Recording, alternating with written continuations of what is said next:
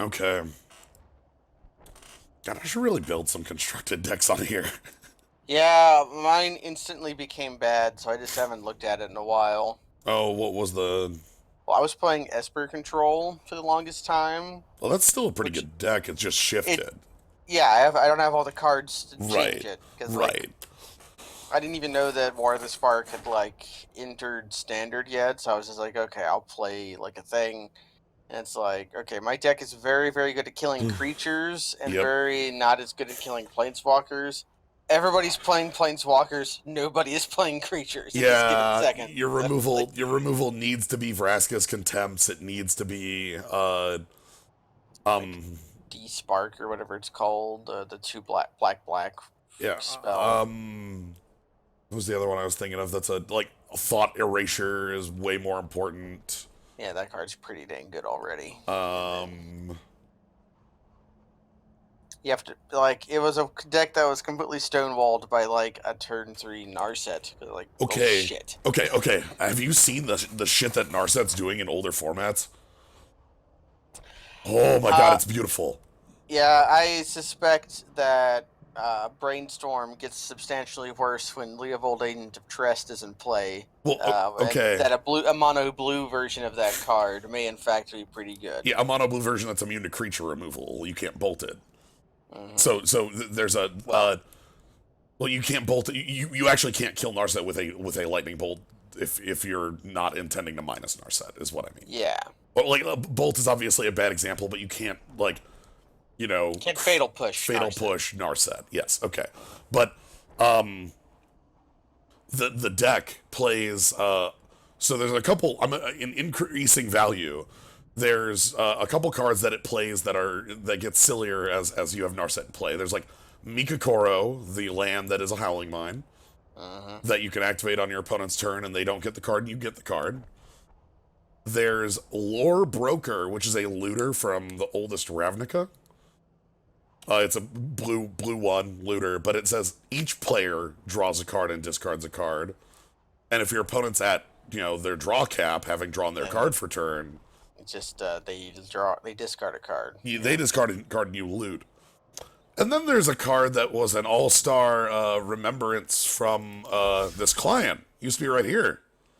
Yeah, this Days Undoing, aka Wheel of Fortune, one of the legal Wheels of Fortune in Legacy still. Yeah, and Since all the other ones got banned for good reason. right, it is a twister that says end the turn at the end of its text, which is supposed to be the drawback. Your opponent gets to use the cards first. But when it says your opponent draws 7 and you have Narset in play, and Narset says your opponent can't draw more than one card a Uh-huh. turn, Wheel and Time Twister gets a little bit more powerful. Yeah, the card's probably going to be pretty annoying in Legacy. It's not annoying against every deck, at least. Like you play that card against Death and Taxes, they don't care. Yeah, Or they draw like one Mono card. Red Moon. Mono Red Moon's a pretty good deck. Yeah, it's certainly not like, oh my god, this is busted, but it's very fun to see cards from a new set having an impact, right? Like that's Mhm. The card of this art, I don't think is going to make much of an impact because I remembered it being kind of underwhelming. it's a blood artist that isn't as good. Uh-huh. But yeah, we're here to draft some more of the Spark. This is going to be best of 3, either to 5 wins or 2 losses of matches. That's why it's called traditional draft instead of ranked draft, I think is the other mode, which doesn't exist yet because Yeah. it won't come out until I think Thursday next week or something like that. Maybe Friday next week. They're I don't know why they're waiting so long to make the new set the draft format, but Oh, to see if you pay with gem rolls, those cost American dollars, I, or is gold is free. you're okay. You're correct. It bugs me because it's like if people want to play your game, they will pay in the first place if they are allowed to. Hmm. But if you unnecessarily gate them, then they'll leave. Anyway, I want to spend some gem rolls and let's see what we get to start with. It's a 2 mana 2/3 flying with no other abilities. Oh, okay. few other abilities. So it has a lot of text. Tomic here has a ton of text. It's designed for like legacy, anti, This life card from the is loam. this card is specifically beating up on lands, a deck that uses Life from the Loam, Wasteland, and actually, it also shuts off stage depths because Yes, the stage cannot be the target, or the depths cannot be the target of the stage. But yeah, and Shabadoo gets me before I get to mention it in that there are some green cards in the set that it just turns off. Yep, there's like the 5-mana 9/9 that doesn't work with Tomic in play. Yep, and there's also the ramp card that's like put a +1/+1 counter on a creature and then enchanted land, taps for 2. That you can't play if this is in play. We got Tybalt's Rager, which is... I've been hyper impressed by this card. It's a threat that generally can be pretty gnarly and is a good sacrifice target for a lot of the better sack cards. There's also Death Sprout, which is an interesting removal spell. Yeah, I like this one in that the murder plus green gets you the search, which makes it a lot more... card advantagey. Plus, it's Seb McKinnon, once again, posting numbers, making the good art on cards. Yep. I think if we were going to pick removal, though, it'd probably be the Obnix Cruelty down there. Yeah. Okay, what's going on here? Is Obnix turning this bird into a firebird? Like, what's... I think it's just like a golden ray of sunshine is landing on a peaceful dove that is in flight, and Obnix is just about to crush it and eat it. And that's why it would be exiled instead of graveyarded. Okay. He eats the bird. He eats the bones. The bones make them crunchy. Like that whole thing. How many drafts are in the tank today? I have time until about 6 my time, which probably means if this goes long, 1. If this goes short, 2. What's Vraska do? I remember her having, like, text. Makes a 1/1 Death Touch that has Death Touch on walkers, and if a creature with Death Touch deals damage to a player or walker, +1/+1 counter on it. Okay. There's a few creatures with Death Touch kicking around other than the tokens you make out of this, but it's not terrible. Yeah, I like Obnix's Cruelty. I like Death Sprout, but I don't know if I want to pick a multicolor card on pick 1. I feel like... This card kills literally everything in the format. Yeah, I think Cruelty is a fine first pick. I think Tomic is also a fine if you wanted to try something more aggressive. But one of the things that makes Tomic very powerful for the aggressive decks in white is that white in this set has a lot of really good 3-drops. Trusted Pegasus here being one of the best, but also like the Makeshift Battalion and the Unruly Mob, all at 3. Which means that like the white aggressive decks are really good at having good 3-drops, but like they have okay 2s. Like they have a First Striker at 2, they have a common 2/2 that proliferates at 2, but like Tomic has a flyer with a 2/3 body, and like sure. Yeah. And I'm gonna go with I feel good with either of these. Yeah, let's go with Obnix's Cruelty. Oh hi. Alright, so this one has So like kind of a gutter snipe, and then you can use it to fork, and the Scry 2 is like fairly good. yeah, Scry 1 sadly, but it's on a +2. That's what I was reading. The other I think major card here is Spark Harvest. This is This is Bone Splinters plus. Bone Splinters is already a pretty good card. Or like 5-mana removal spell ++, however you want to look at this, because it's the escape clause on it is so important in that a lot of the times Bone Splinters, you have no board or you don't want to sack your board. It's like, well, this card is dead in the water, but I really need to kill that thing. What if you still could just pay 5? And honestly, games go long enough, and the targets that you want to kill generally come down late enough that you can just tap out to do that. I also like that Dreadhorde twins. Okay, so I'm initially, when I saw this one, I was not super impressed in the sense that, like, sweet, it's a 4-mana 4/4, that's pretty good, but I like the flying one better, I still do, but this one is close, because, like, one of the things that's very difficult in this set is trample. Yeah, like your giant creature, your giant tokens can still just get chumped, and it doesn't actually matter that much. Challenge Troll also pretty cool. Yeah, no, this is a good example of that, though. This is this huge 6/5, and yeah, it can only be blocked by one creature, but, like, it can get chumped super long. So, sorry, Ral, I do, so one of the things, I've been playing this draft format a couple times now on here, and one of my favorite decks in this format, I have a couple favorite decks in this format so far, but Ral is the signpost on one of my favorites, which is... the Goblin Slide? Well, it's I think Spellgorger Weird is actually the card that's the most important to the deck. Yeah, that card's pretty cool. Not Spellkeeper Weird, Spellgorger. It's a 2/2 for 3 that whenever you cast a non-creature, it gets a +1/+1 counter. And things like Cosmina, Saheeli, as you mentioned, Goblin Slide, and then a lot of like good bounce and removal do very well in there. I'm gonna pick Spark Harvest to keep on this like black removal train. Yeah, so these are cards you're never going to be sad to have or draw. Yeah, so one of the things that makes Spark Harvest even better is that, like, Obnix's Cruelty gets to be very efficient because it doesn't answer Planeswalkers, some of the main problem cards in the set. Spark Harvest can. It can just be 5 mana, destroy a walker. Speaking of walkers... I see a pretty good one. Ashiok is one I've played with and against, and this is a card that you can... Like, we could build a deck that's like blue-black or black-X even, that is like, okay, I just sit back, I have, 18 removal spells or, like all this, like, infinite removal, just waiting, creatures that hold the fort, and Ashiok, and you'll win because you'll deck your opponent. Yep, because this is 4 times 5, happens to be 20, decks start off 40, Yeah. It's half their deck, and they're already going to draw the first 7 at the very least out of it. Yeah, and like by the time this hits its final minus, so that would be turn 7, your opponent's drawn 7 plus 7, that's 14 of their remaining 20.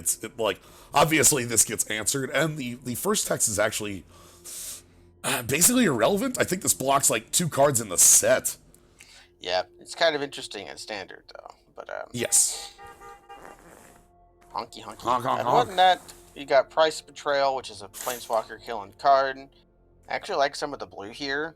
Yeah. Like, Tamiyo's Epiphany and the Erratic Visionary is also pretty good. Yeah, I've been more impressed by this card because one of the things about games going long is that you want to have some sort of game plan for I flooded. You want to have some way of removing those lands from, like, the turn 7, turn 8 when your deck doesn't care about them. And, like, Erratic Visionary is the weaker version of the best way to do it, but it's still a very good way of doing it. And a 1/3 holds the ground pretty well. Anyway. The Dream Render. I am your greatest fear. There's Goblin Slide. There's also Zombie Cat. Yeah, so looking at cards that are relevant here, Saheeli is, like, so we talked about Goblin Slide, a card from Khans that had, when you cast a non-creature spell, pay 1 to make a goblin. With haste, which this one is haste, but it's free. Yeah, this one, it's free, and Saheeli does, every once in a while, that minus matters. It's rare. It's quite rare that minus ever matters, because a lot of the times your creatures are, like, a mass token, tiny thing, but sometimes it matters, and this is a way to, like... One thing about Saheeli here as well is that this pick leaves us in black-red or black-blue. Black-blue might work better with Ashiok. If we wanted to ignore Saheeli, we could continue on this infinite removal plan. Yeah, but Sorin's Thirst, infinitely weaker than some of the other removal we have, but incidental life gain is important for decks wanting to come from behind. Right, and like, whereas, like, Obnix's Cruelty is a card I generally am using to kill off, like, that 4/4 Proliferate, Sorin's Thirst is designed for, like, 2/2 Pegasus, right? Like, they can both kill the same thing. So... There's also Flare, a card I haven't seen in a very long time. So they added another line of text to it, but it's Flare. And draw a card makes things a lot more powerful. So yeah, I like Reaver's here too. Dread Malkin's here as well. I actually like the Reaver for setting up your board and kind of getting a mass going, as well as making you immune to edicts, which is not a useless thing. But yeah, so what do you think? Do you think Saheeli? Do you think we want to stick on this mono black idea?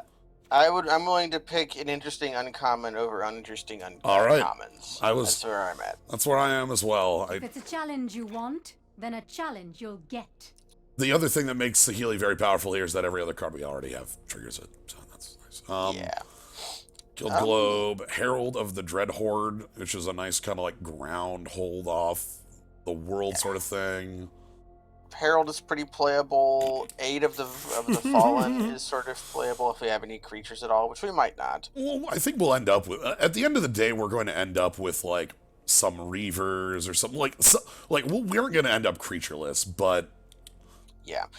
Firemind's Vessel will help us fix. And then there's also Erratic Visionary as a 2-drop, which we might be. I think we are interested in perhaps playing blue. no, your library is only your library. Like Ashiok stops you from searching their library. You can search anywhere else other than your library, which is only your library. Things that are not your library are not your library.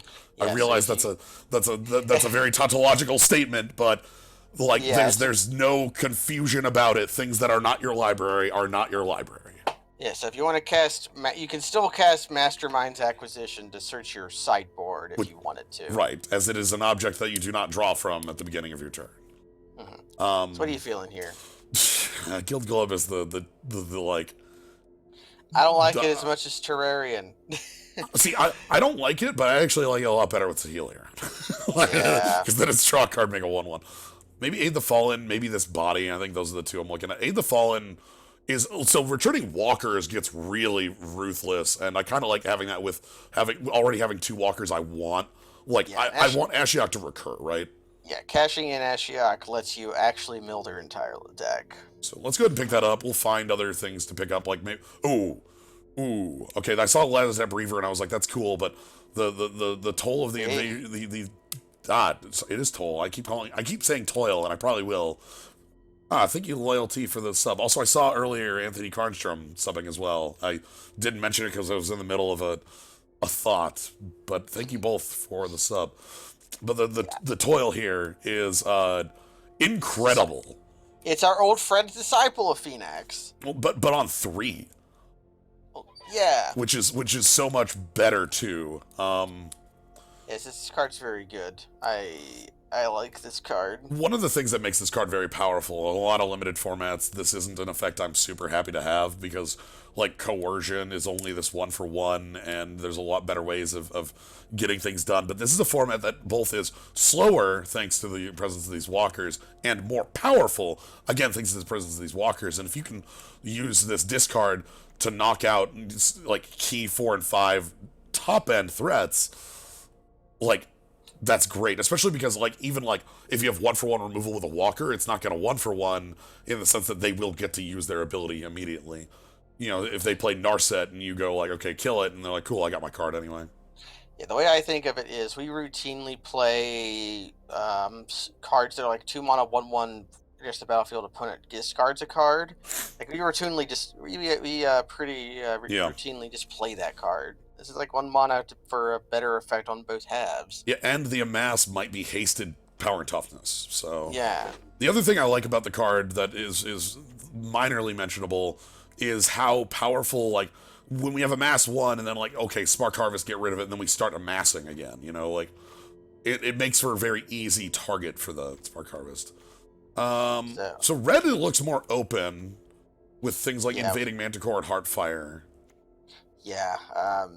The black here does fit with Ashiok specifically, and the Crush Descent is not unplayable. I've actually had pretty good, okay, not good. I've had okay, like, plays out with this card. You know, you can generally get, if you can get a counter in the 2/2, that's what we call Mystic Snake. Yeah, so we could so that's great, but like sometimes you just play this as like yeah, worst case scenario, you flash in a 2/2 for 4 mana and they pay the 2 mana. Like, yeah. So like, do we care about Invading Manticore? Do we care about Heartfire? Heartfire works well with Saheeli's 1/1 token generation, and we still haven't like we're only on mono black with either red or blue to splash the Healy, so both of these are legitimate. I'm looking at the red because it is more available here. Yeah, and a lot of this red is pretty okay. The Demolish is not, but like the 6/6, the 6 drop, the Ogre. I was very low on this 6 drop, but like it was actually this weekend at like F&M. I had a friend of mine drafted 4 of these, and they were basically their only win con. Their deck was just like 13 removal spells and this card. And it's just like, yeah, here's a 4/5 body, and I'm attacking with a 4/4 Amass token. It's like, okay. I think the Manticore works slightly better for us at this given juncture, because really all we have that works with Hardfire right now is Ashiok, and we had to have cast something else. Not Ashiok, but Saheeli. And we had to have cast something else first. Right. Because you can't actually pay the cost. So let's go ahead and pick that up. Maybe red isn't our color. We got a Saheeli Silverwing, which is a reasonable enough flyer. We've got Herald of the Dread Horde, which I actually like a lot for how much it mucks up the ground. Yeah, it might be time to pick up Herald, because Untimely Aid, I don't think is... I don't think that's our speed. Yeah. We have no creatures with which... We have one creature to which give the bonus to. Yeah. So, cool thing with Herald, too, is that it's not worthless to Spark Harvest. It's fine to recur, things like that, so. I like Herald. Alright, on the wheel, Relentless Advance, Tybalt's Rager and Grim Initiate. Tybalt's Rager I would not be unhappy to play as like an early... It's early play, blocks it attacks, late game threat due to the fire breathing. Yeah, and like gives us like a little bit more of this sacrifice theme that might or might not be something we end up doing something with.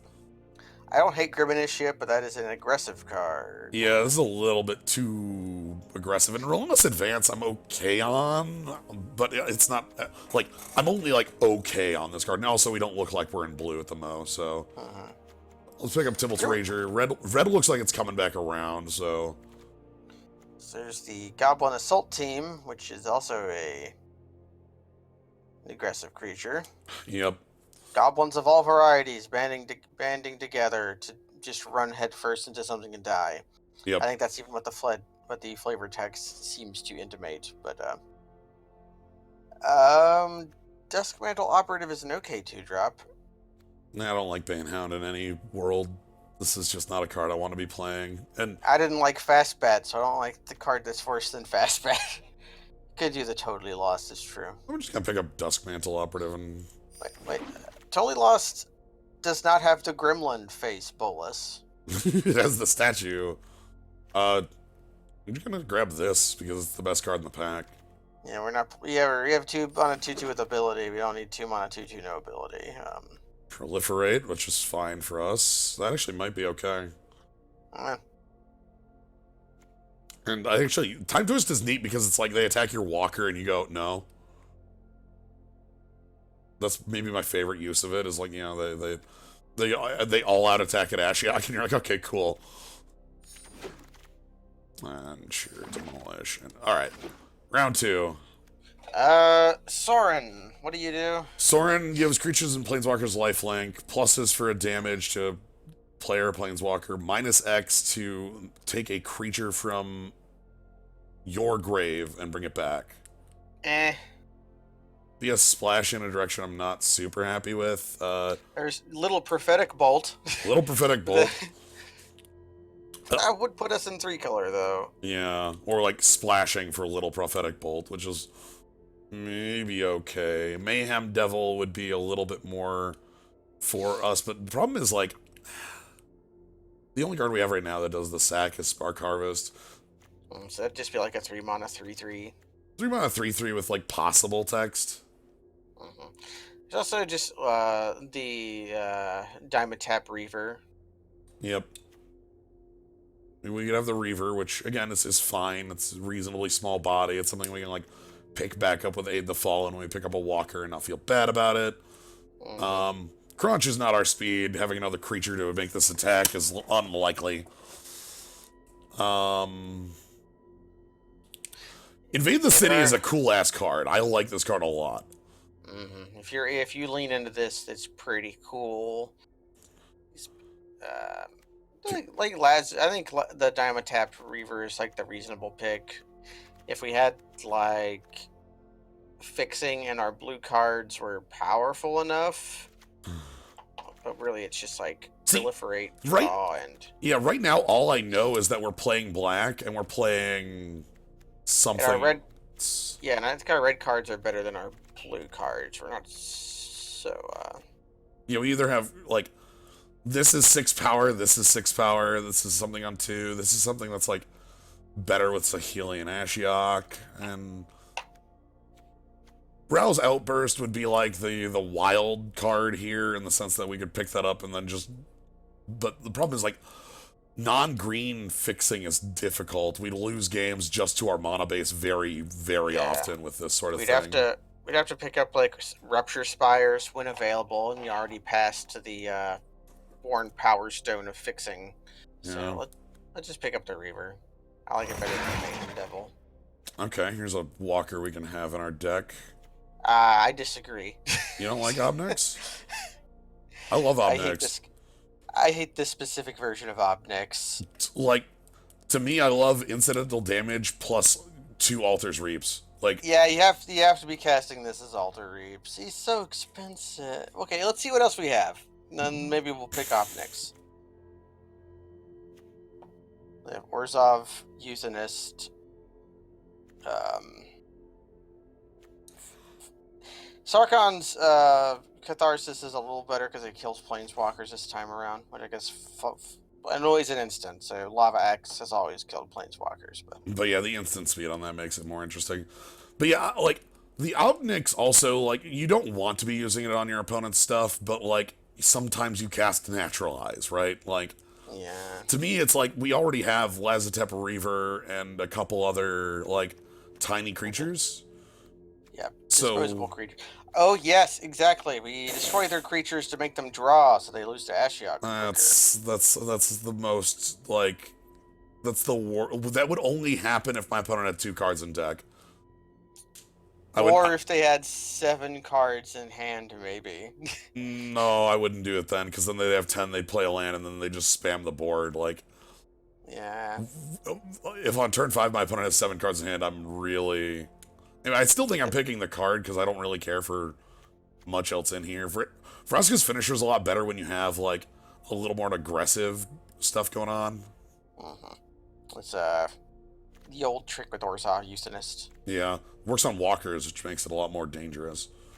Unfortunately for you, we meet in battle. Mm-hmm. Could pick up Nahiri as more removal. Nahiri is pretty good. There is the Rupture Spire, but I like Nahiri well enough. Yeah, the Rupture Spire is if we want to go, like, if we actually want to start moving, and maybe we find 3 colors happening. Or even just to make our 2-color deck. Yeah. Yeah. Honestly, I think we can afford that. But yeah, Nahiri is just like removal, and that's mainly what Nahiri's doing. The first strike isn't going to be super relevant in our deck, but the, like, -X killing things, and then, like... It could turn our armies into the Abyss rather than anything else. Sure. So I don't hate it. I didn't start this fight, but I will finish it. Okay. Optic Blast. I can just hear the Yamato cannon going off there. Burning Prophet is really fucking cool. We've played like cards that did either one of those things at this body for non-creature spells, really, but right. It's fairly just the scry on it would probably be more valuable for us, but it's still pretty good. Blocks pretty well. 2 drops are good. Yeah, can attack for like 2 or so. If it needs to, but a lot of the time this is like a blocker that like continuous scry on playing your Ashiok, playing your Saheeli, you know, things like that works very well. The other card in here I think I'd consider would be Soren's Thirst. That's about it. I kind of like having some creatures in our deck, though. All right, let's commit on the red. I feel like that's a good. Ooh, another toil here. I think that's probably. Yeah, extreme aggression, Mad Geode. the But the Geoduder. I'm gonna pick up more of these. I'm honestly like 3 or 4 of these. Is like, I like this card a lot. Yeah. Devouring Hellion is for a different deck. Yeah, we're not devouring healing. I think here's finally where I can pick up Soren's Thirst. Yeah, let's pick up our Soren's Thirst. Yeah, this is a card I want 1 or 2 of, but like... I'm sad about one thing. We could have had both Nahiria and Soren in our deck and been like, okay, children, play nice. Alright, this card sucks. Yep. Thunder Drake would be neat if we were blue, but I don't think we're blue anymore. I could just pick up the Globe and kind of... Sideboard a Terrarian. Well, again, even with Saheeli, maybe we have... Or maybe we do find a reason to have splashes that make us want the fixing, because I don't care about Shadow Fugue, especially like we have multiple copies of Coercion. Like, what's a... Yeah, so bad Blinding I'm not in for. Yeah. Price of Betrayal... Is that a card I'm willing to main deck? Well, we have a lot of things that kill creatures. We have a card that kills planeswalkers. Yeah, and having a little bit more of that's probably fine. This is the first draft we've done today, yes. We've done a couple of these before, though. We'll pick that up and see where that rolls. Sure. Lava Axe it is. That's a way to kill a walker. That's a way to... What if that's our win con? Our win con is we have 4 Sarkhan's Catharsis in our deck, and we cast all 4 of them and we win. Yep. Yeah, this could be interesting. If that's for our, yeah, it goes with our ghost form, and it goes on our Ashiok. That's the full 20. Or it goes on to Hearing. Anyway, I'm gonna pick up... This is a late Heartfire, which I'm happy... Our deck might be able to make use of. Not certainly. And then there's Flare. It's Flare! Alright, Arc Bow, whatever. Gleaming Overseer, which is... Damn, that's a reason to be in, blue for us. Soren's Thirst is the only other card in the pack. Okay. Let's think of the cost of putting a blue card in our deck. Does our only double blacks are Soren's Thirst and Obnixilis. I mean, I'd say Ashiok, but blue actually helps Ashiok. Yeah. Like, Island cast either Saheeli or Ashiok, but... Yeah. What if we're not picking that, what are we picking here? Like another Soren's Thirst? Soren's Thirst 2, which is not like the worst. I'm fine with that card in our deck. Yeah. We're 24 right now. So we're going to have to make cuts anyways. Probably one of like the Sarkhan's Catharses or something. Okay. So what are we looking for? Yeah, like what of these cards improves our deck? Well, okay, like Kaya's Ghost Form 8 in the deck. Probably Grim Initiate isn't in the deck. Oh yeah. And then we got like Blind Blast, which isn't our speed. So we do have like a couple more slots I'd want filled. What is our deck? Really, I can't like... There you go. Okay. Lots of 3s. That's about normal sounding. And our creature count is like 1, 2, 3, 4, 5, 6, and then a lot of Amass, which, you know, Can obviously sort of count. is fake creature counts. I think I want to avoid the 3 colors and try to make this a little bit more of a consistent deck, because we just don't have any fixing other than like a Guild Globe, and I'm not even sure if that's making the cut. Yeah, so let's just pick the Thirst, and then we might side it out or just cut it for a better card. Hey, what up? Here's a submarine with no evasion. Like, everybody knows... Oh, we got Zheng Yangu with Mo here. We got Dog Boy and his dog. I have a stick. Oh, that dog. Wow. This pack looks pretty empty. This is one of my favorite comments, by the way. Yeah, this card's busted. Yeah. God, do I just pick up Tidebear Giant? Or, like... I don't think it's worth again. I think we're on our color combo, so I shouldn't. Yeah. The Tidebearer Giant is a fine controlled deck card. It's not as good as Knife Wiggler, but Knife Wiggler was the best common of that set. Damn. So we have things that make wizards. Yeah. We have another one of these, though, which I'm happy about. We also could pick up the inner beacon, which is not, unuseful with our walkers in the deck. But yeah, blue in this pack certainly looking very well on the open. We are already, it's too late for us to swap on it, so I'm ignoring that. But Cosmina is one of my favorite blue cards, as it's board control and cards. So yeah, what do you think? The beacon only really fixes for like 4 cards. Yeah, it's incidental life gain, and then it's like fixing for Saheeli and Nahiri. Yeah. And we'd be picking the third copy of Coercion. Yeah, Mask gets better the more of it you have, right? Yes. Coercion gets worse the more of it you have, though. Dang it.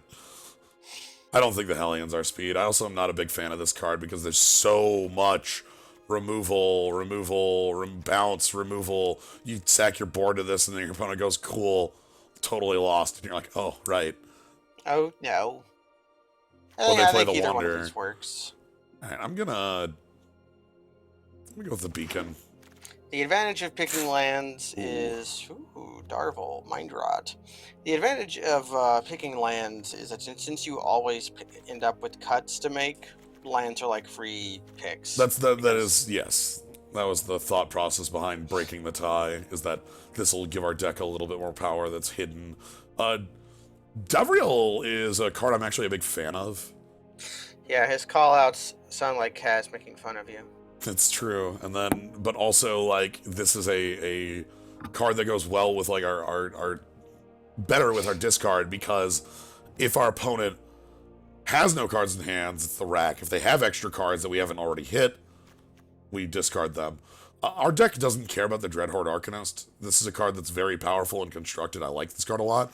But in our deck, we don't have Pump, so all it can do is recur 1-drop, so it's like recur Price or recur Spark Harvest stacking itself.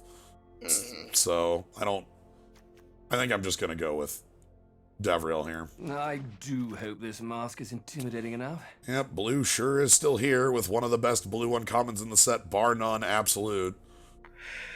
Is that card worth splashing over? Probably not. I think we're picking it and then not playing it, because Third Sorin's Thirst is kind of... Third Sorin's Thirst could be good against a matchup, if we get, like, matched up against Hyper Aggro. Right, we just have a bunch of Sorin's Thirsts. So yeah, this is definitely like, hey, you know, the first 2 packs, blue wasn't the color, now it is, so... Yeah. The robots forgot what they were drafting and picked a bunch of like green cards or something. I'm just gonna keep going on this. I'm ignoring the blue. Ooh. You're pretty playable. Yeah, I'm fine having another Burning Prophet in the deck. What does the Iron Bully do again? +1/+1 counter, and then it's like Menace. Nah. I think it's probably the closest thing to like a playable card here. Yeah, Assault Team doesn't seem perfectly right. Maybe it does. I don't know. Yeah, it could put a counter on an Amass thing. I don't know. We're not playing any of these, so it doesn't. Thunder Drake, another Beacon. I'm kind of in for it, unless we want like a Deathmantle Operative, which we have one of already. Yeah, we already have a lot. We actually have a decent amount of creatures on too. Yeah, I get it. Sure. Well, there's blue. There's some blue cards in here. Yep, sure are some blue cards in here. I'll take another 8. Actually, Do we have like sideboard Hyper Aggro at our availability? Yeah, like, do I want a second copy of Aid the Fallen in this deck? You've gotten up to a number of creatures and planeswalkers for maybe. This is draft 1. We just started this. I just started. I mean, we're just doing the draft. Okay, do we want sideboard Aid the Fallen or sideboard Mind Rot for our Hyper Discard deck?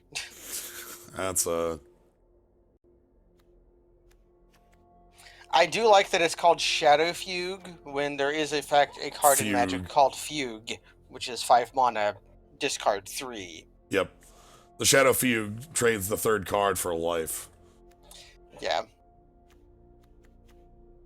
I think the two arts for Fugue is just like Gerard sitting by Sisse, and Sisse looks like she's got a headache. And then there's the better 7th edition art of like a guy in black armor with red hair just going absolutely apeshit. Alright, let's get the stuff that we're absolutely not playing out. And take a look at what our deck actually functionally looks like. So,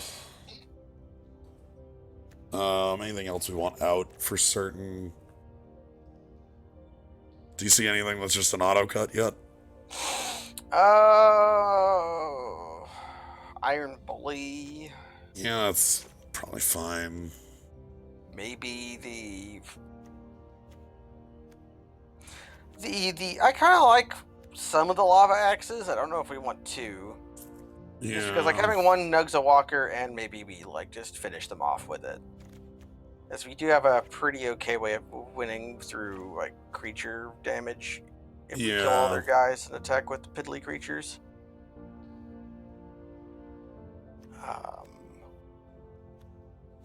Maybe one of the Aid the Fallens. Maybe I do want the bear, actually, now that I'm looking at it. I don't know. Like, maybe not 3x Soren's Thirst main board. Yeah, and the second Aid the Fallen, like, those could be, like, a sideboard option against decks where, like, Soren's Thirst is very good or aid our opponent's removal heavy. Maybe the Globe. Globe is probably a fine cut. We don't really... How many creatures do we actually have that may make Hearthfire more or less playable? Well, there we go. 9's a lie because it can sack walkers, and a lot of the instants and sorceries are... There's a lot of amass going along with it. Like yeah, the so we have 14 creatures and planeswalkers without counting our amass. So you have a little bit more than that. And some creatures like... some of our, like, Nahiri on 1 or, like, Darville on 1 are, like, both sackable. Right, or even, like, they're attacking for lethal edit. Oh, the Grim Initiates? See, those are fine as, like, with this stuff. Yeah, with the Hearthfire and the Spark Harvest. So we need 2 cuts? Yeah, I'm fine keeping Ashiok in here. I like having a little bit of a side... like, win condition in here. I realize it's a little bit unsupported, but we have enough ways to, like, keep it alive, and we're not a hyper-aggressive deck. So, like, having some sort of inevitability in the long game, especially when it's recurable with Aid the Fallen. So, like, maybe it comes down, gets 8 cards, dies, and then, like, later when the game is in a more stable position, we can recur it, replay it, and hide it behind, like, a Herald of the Dreadhorde or something like that. So there's 13 other cards in the deck that trigger Saheeli by my quick, shitty count. I don't think we're an aggro deck, though. There's no world where I think a deck with 9 creatures, but a lot of them being this defensive, we're aggressive. We're not an aggro deck. Like, we're a deck that has, like... We're playing a bunch of 3 mana 1/1s that discard a card. I don't think we're an it. Okay, speaking of, how about, like, a Grim Initiate and maybe Sargon's Catharsis? Grim Initiate and a Catharsis. Yeah, we could probably cut one of those down, or maybe one of those 6s I'm not too hot on, but... Yeah, like maybe the Giant. Yeah, you might be right. Maybe that... And, again, there's some chatter in the chat about Ashiok. You might be right that maybe it doesn't function in here, but I think having an inevitable win condition that goes kind of sideways to what we're doing is fine in here, especially with, like, we have a pretty good ability to defend it with a lot of our removal and, like, token generation. Yeah, I like Ashiok a lot here. Like, one of the Catharsises, Catharthi, and, like, maybe one of the 6s, maybe one of the Grim Initiates.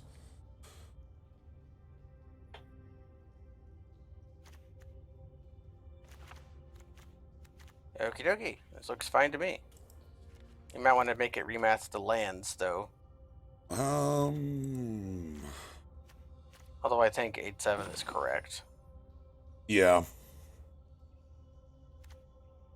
We'll see how the beacons play. The beacons might be annoying with Soren's Thirst. They help everything else, but they harm that card. Yeah, so you might swap one out for a swamp in between rounds. If we're playing against a deck that is like a maybe like a War White aggressive deck with a Pegasus and things where Soren's Thirst are really good. Anyway, let's roll it, see how this goes. Let's rock. Yeah, Ashiok also traditionally affects enemy AI. Yeah. I don't know, like, having, like, I'm never huge on mill as its own win condition, but when a card's that efficient at it, I like it. Yeah. Okay. This is funky. This depends on the top few cards of our deck, but it's not terrible. Yeah, I'm gonna roll with it because I like the like what we've got around here. I don't like the top end on it, but let's see what we're playing against. Okay, some sort of green based.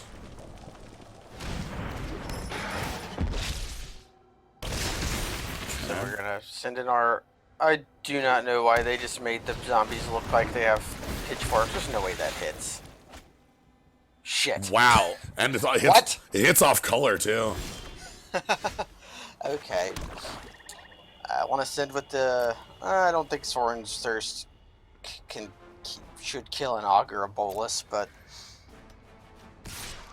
maybe. We're gonna have to get rid of it at some point, but we just block it for now. Yeah, our current need right now is like an inevitable, like something we can hide behind. I'm gonna use this on evasive threats. Our opponent, being in white-blue, is likely to have some sort of like Pegasus or something evasive that I want to take out with this, or just freaking. Just trade up on mana. I'll take that. That's not a card I'm happy to see get stronger as the game goes. Okay, Spark Harvest on full next turn. This is a good out to their Triumph, by the way. They can't really do anything with that. Celestial Flare is pretty good. Yep. Okay, this is like Cosmina or something like that. Okay, more looking at the top of their deck, trying to find relevant cards or threats. This one's pretty good at it. There's our relevant threat to start things off. One thing I don't like is that to get the rest of the bond cycle, we have to have another set of Ravnica. And I want one of those things, but not the other of those things. What do you mean rest of the bond cycle? Like, we had like a Gruul pairs with Boros thing, but there wasn't a Gruul pairs with Simic thing, like that, you know. Oh, well, no, you need like 4 sets to do that. Yeah, you need like a lot. So it's like, it's all forever an incomplete cycle. It's killer. Let's just play our guy, I think. Yeah, let's just play our big guy, and if they want to block, they can block. Oh. Thank you, Bioboy, for the sub. Alright, I'm gonna roll this in, see how this goes. If they trade their body, their flying body, I'd be okay with that. If they trade their Skylord, I'd be okay with that. So either out here I'm okay with. Because, like, getting rid of their flying army seems fine, especially when I don't think they actually have a bigger... Okay, so they still have a known Gideon's Triumph. Kind of want to hold this Spark Harvest for something more threatening than the Skylord right now, because, like, they're 3-color, and only one of those 3 colors generates zombie tokens. So it's very unlikely they're going to have evasive threats at us. If they have... So maybe we just traded our... Alright. Go, Tundra Wolf. Yep. Again, this is an anti-sack card, because one of the plays they could make here that would have been good, and still could be, is like they can attack with this Eternal Skylord, and like we block with Invading Manticore, and then they just, you know, Edict. So now we have to, we double block with the Grim Initiate and the Manticore, and the Initiate just becomes a creature that can become better. Yes. Okay, opponent's on a lot of waiting. They don't have a lot of action right now, which is interesting. Okay, that's... We can afford to get chomped by that a few times if we want to. I'm gonna go ahead and take it down. Yeah. So, one thing our deck doesn't have a good out to, this is something I mentioned when we were talking about the difference between red and blue, is like we don't have any good anti-flood technology like Casmina, like our like we didn't get any of those what is it? Amass 1 tormenting voice? Yeah. We're long game black-red with some walkers and a lot of coercions. We have 2 of those you haven't drawn yet. Yeah. We're gonna kill our guy. Yeah, there's that. That's Sorcerers, fine. they didn't get the proliferate off of it. And if they attack for 3, I really don't care. I'm not even gonna bother blocking this. We have enough life to... So yeah, at this point I'm not even gonna play any lands I draw, but... Okay, here's something good. Let's get full info, see what our opponent's been sandbagging. And we know we'll get something no matter what. So. Yeah, we're definitely going to get Gideon's Dupo, no matter what. But yeah, if we drew Obnixilus, that'd be great.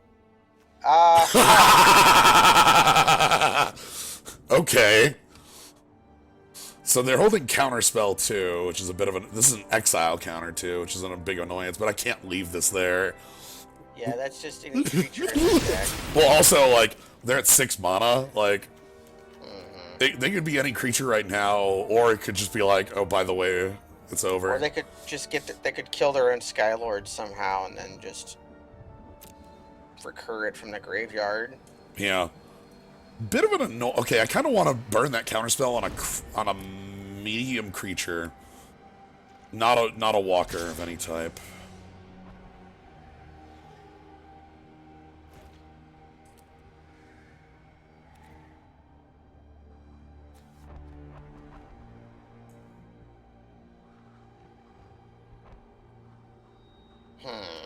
Could full block that. Yeah, but then they make a sacrifice a creature. Yeah, but I sack Initiate, nothing happens. Yeah, you sack that, then like the zombie becomes a 2/2. Yeah, I'm gonna take that hit once more and see what they've got to follow this up with. Okay, if they want to answer, that sucks because I actually would want to draw off this thing, but. Oh wait, no wait. If we throw Obnixilus into their counterspell, it exiles. That's right. Yeah, so it exiles. Never ignore me. And this would be really good here because I can target my Grim Initiate or target my Amass or target, you know, like this is a card I would want to resolve. I'm gonna wait on it. Yeah, let's wait on it. Just see if they're willing to counterspell literally anything.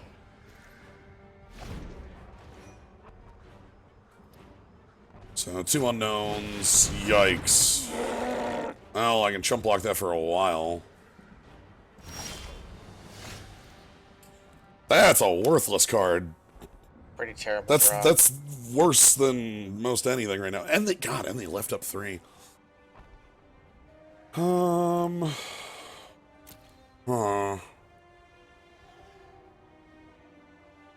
Nope, I do not like this. I don't like this either. What's the exact text of Challenger Troll? Creatures with 4 power can only be single blocked. Okay. So Grim Initiate jumps in front, I see. Zombie Army jumps in front first. Because then Grim Initiate dies, then it makes a 1/1, then it, like... Okay, yeah. Yeah, that's...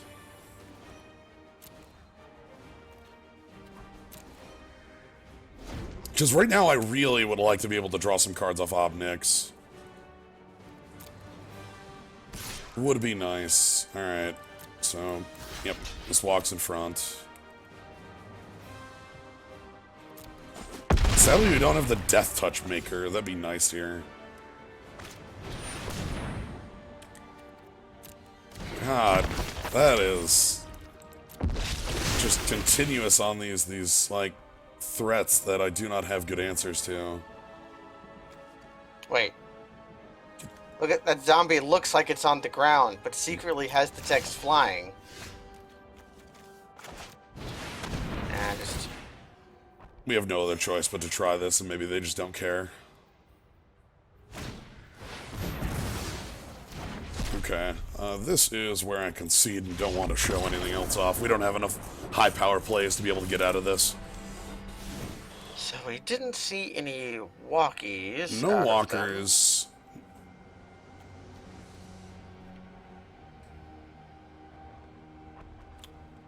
I kind of don't hate Tithe Bearer Giant against them. Yeah, maybe over the Catharsis.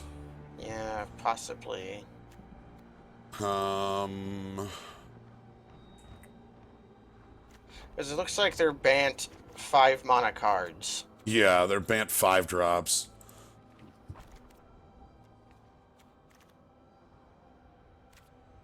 Let's see how this rolls. Yeah. Magnus.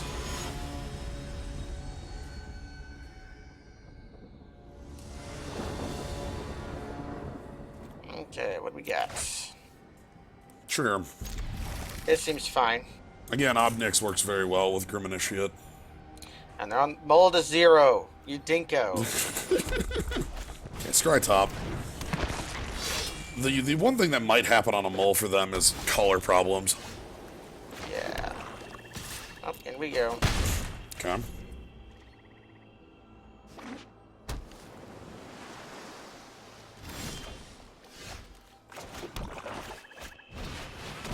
Alright, what do we got, bud? Could kill a creature, could get rid of their kill spell to make our Obnixilis live. I think maybe just getting rid of the 3-drop here so we just don't have to deal with this. Yeah, I don't hate that. Because right now their kill spells don't have any high, value targets. Yeah. Like, you can't use this Edict or this is sorcery. Like, obviously, if they 5 mana to get rid of a Grim Initiate, like, come on. I was more thinking about to protect our own Obnixilis. Right, but if they have no threats, we're in the same boat. Oh, that too.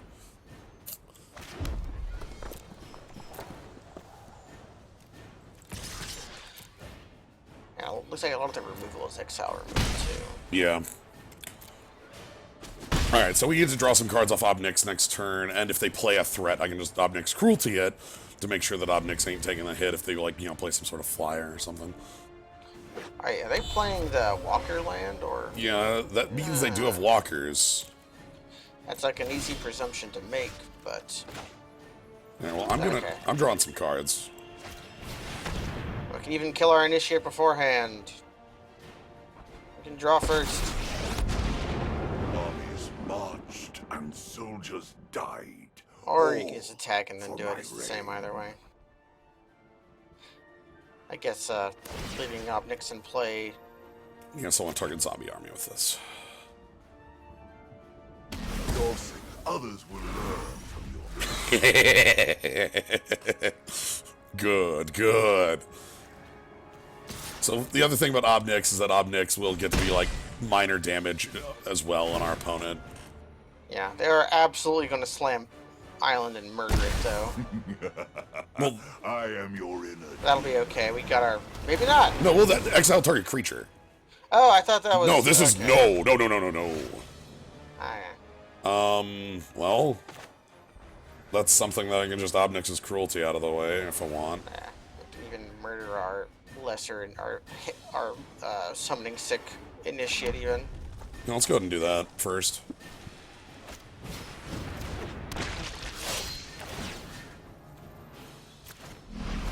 Give me cards. One can learn much from death.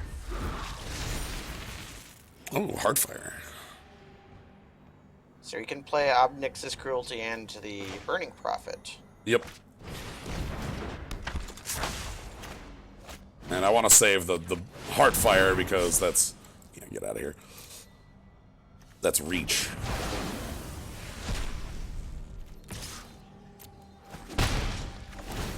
Yep. Continuous damage. Just plink 'em, plink 'em. And, if we want to get Obnix back, if we need just a few more points, I can Heartfire Obnix, pick up Obnix, Yeah. I want them to cast 5 mana exile target creature right now. I want them to cast... A walker that we just kill with Price of Betrayal, that we get to know what their walker is. Yeah.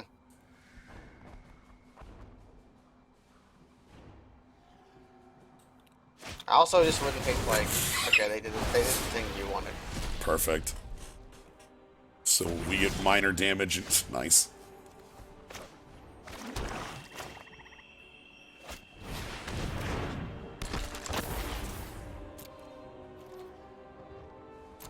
We've been beating down with 1 mana, 1 mana. I mean, our opponent's at 10, and they're gonna... Like, I hope they untap, and then they're just like, oh, Tamio's Epiphany, ouch. Like... Yeah, so Obnix's secondary text is one of the things I like for... When I was talking about a deck that plays a longer game, this is the sort of thing I wanted, where it's like, we just have this length, like, you know, continuous text going on here that's really good for us. All right. I think they're probably going to kill our Obnixils for us, so they're at 9. And due to our creatures sucking, their Gideon's Blasto isn't very good. Right. Blasto, Grim Initiate, like... What's up? Yeah, Herald's okay. I think I want to play that pre-combat. Yeah. As a trick with Heartfire. So if they block army with... Okay. Yeah, if they blocked army with Owl, just nugged their face with Heartfire. And okay, so they had a kind of weird draw. Yeah, I think I'm still want to keep Price of Betrayal in if our opponent must have some sort of walker. Though, like, Soren's Thirst not looking too bad against the creatures they played early. They have a lot of weird removal, though, as part of their... Yes, they've got lots of 5 mana kill spells and some counter spells, and they have like some 5-drops, and it's like a 3 mana 3/2 and like a 2 mana like a Stormcrow. I want to land Davriel against this opponent. Yeah. Yeah, on the actual card, you can't even read Davriel's name. There's like this big shadow effect over it, and it's his Ghost Palm is like, what's his name? Dave. Alright. Hopefully we can draw sick healing. Oh, what? We must have took out a card on accident. What did I cut? A mountain? Yeah, we do need those. I need that. How did that happen? Just incidentally clicked on it. Who knows? Nah, I feel like our opponent must have a Yeah, the filter land. The text of the filter land says use this mana only to cast planeswalker spells. So if they're using it as a filter land, they're not doing it super well. This is keepable. Yeah, hopefully Burning Prophet like finds some friends to. not exactly the friends I was talking about, but you know. Yeah, Coercion is the friend I'm looking for. Yeah. All right. Stormcrow with ability. That doesn't hinder because it gets Obnix.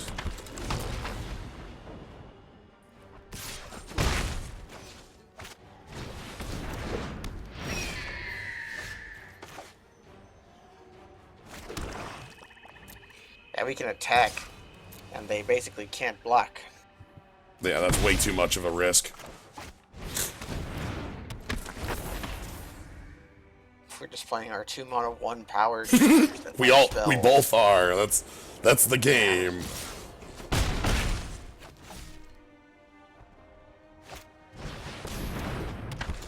Okay, that's slightly annoying, but even if they put the counter on it, like Herald still blocks that effectively. Yeah. Is that counter on it or counter on target creature? On it.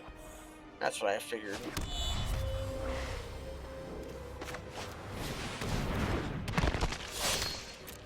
My kingdom for Soren's Thirst in this matchup. Shit. Yes. I didn't realize how heavy they are on those Strixes. Yeah, they had... I think they drew every one of their creatures that dies super well to Soren's Thirst. Let's see, they're... Is it worth double blocking that? Yeah, because they only have...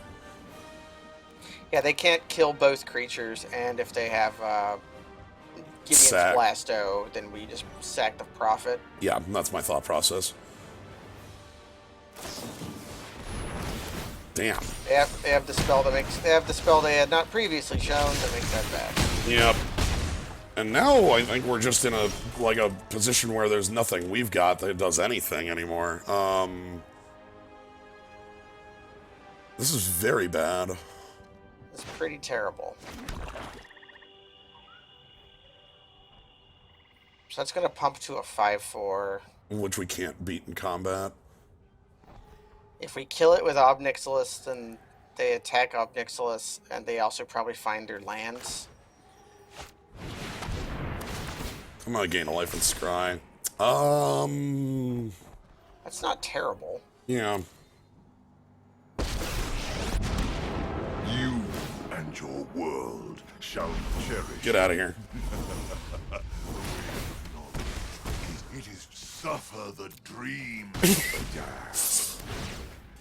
So, maybe they play a spell and kill Obnix, maybe I they am your don't. inner demon. A lot of their spells seemed defensive, which they can't really cast in this. Your Wow, no, they didn't victory- No find a land, wow. Okay, I'm gonna play Manticores, that's more damage immediately. yeah. We wouldn't be able to use the card we drew anyways. And we are anti-edict. Okay. And they're going to take 4 damage from Obnixilis. Knowledge is not. And they have to kill without Obnix. They can't leave that around to like, well, I can't believe they missed the land off it. Yeah.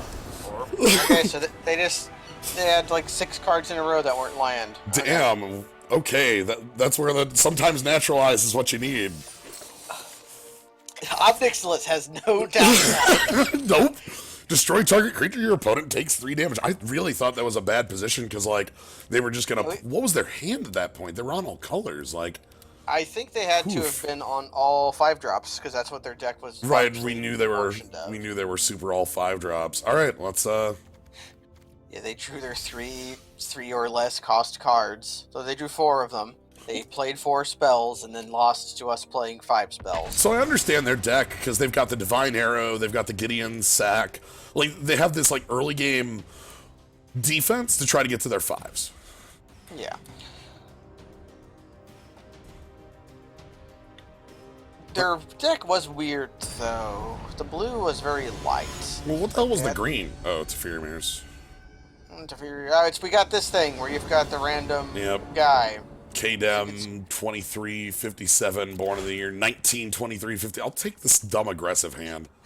You're crazy, Pop. We're talking about a Hearthstone card, also called Naturalized. That is, Yeah. destroy target creature. Actually, no, it's worded stupider. It's destroy a creature your opponent draws to 2. So, green was Bloom Hulk and Finale. I remembered Finale, but not the Yeah. Hulk. I know we're talking nonsense and we're talking like multiple games. It's like I realize that Naturalize is a loaded. Look at our like. Yeah, I guess we have this like Amass aggro. yeah, we're putting this 1/3 of our deck that is mostly all the cards in our hand. That's a good card. Yeah. And you can't really do anything about it. No, that actually stuffs us pretty hard at the mo. Natural MTG Naturalize is 1 and a green instant, destroy target artifact or enchantment. It's a card that's old as dirt. Yep. I think that card might literally be like 25 years old. I think Onslaught was its actual printing, so it's not like the super oldest. Nah, it's just more like 15 years old. Yep, it's from Onslaught. It's got Kamal dipping his sword into the green. Onslaught. See, you say not Onslaught is about when it came out in the sense that that makes it not old as dirt, but that's still That's still pretty old as dirt. like that is old. Like Magic is an ancient game, and Yeah, Disenchant I'm pretty sure is alpha.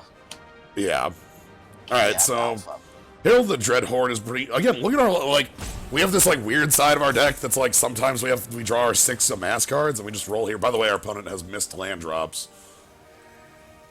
I would love to. I guess I'd love to Obnix here. Yeah, I would. This is the moment you were talking about where like opponent has 7 cards in hands and you just want to. This like kill their guy. Actually, yeah. Third reason color people again.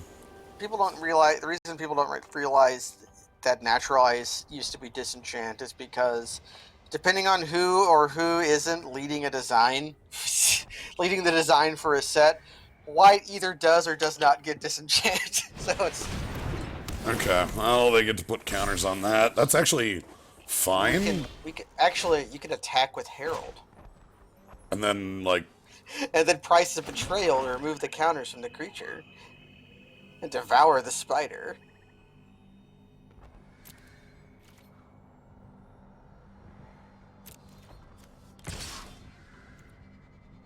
This is stupid.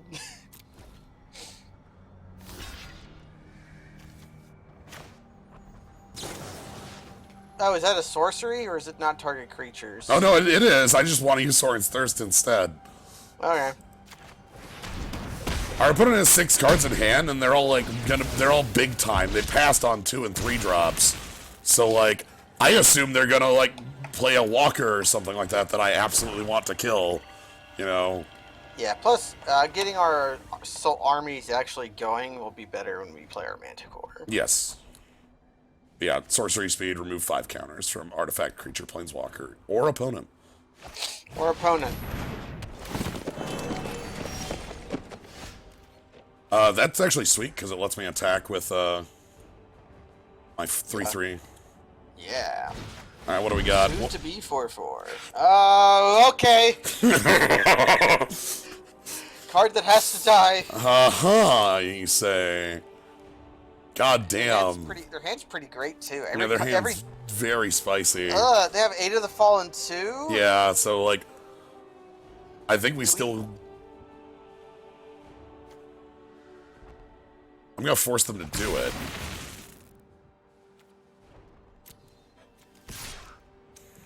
If they do it, they spend some turns doing it, then they play Nissa again, and we just Price Betrayal it. Yeah, the problem is Nis actually goes to 6 on the plus. And this is too Yeah, big. we'll probably be able to damage it. For 1. Maybe. Yeah, we have Lazotep Reaver that can get in for 1. Hopefully they just play a land, aid the Fallen, and like Nissa. They're gonna be able to draw that spider too. I want to draw a land for invading Manticore right now. Yeah, so you can easily just send in the clowns. Okay. Hey. Send in the clowns. You said there'd be clouds. Alright, so our opponent's hand is a worthless card in the Edict, and an extremely good card in the Aid of the Fallen. So if they play, no, they can actually just play Aid of Nissa. the Fallen and Nissa. Yeah, they have the ability to do that. It's not even, like, difficult. They're not going to. Okay. Maybe they want to find creatures to put into play so they are not destroyed. I mean, sure, that's a creature to put into play so that you are not destroyed.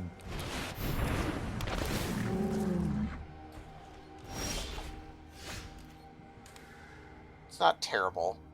So the problem here is that attacking with the 6/6 is real bad. Like, it just trades off with this Thundering Ceratok. Yeah. Do we attack with the Manticore? To trade with their Grizzly? Or do we just save up creatures so that we can attack Nissa? Yeah, I think we're gonna have to kill Nissa if we want to be able to win, right? So Yeah, so we just hold up.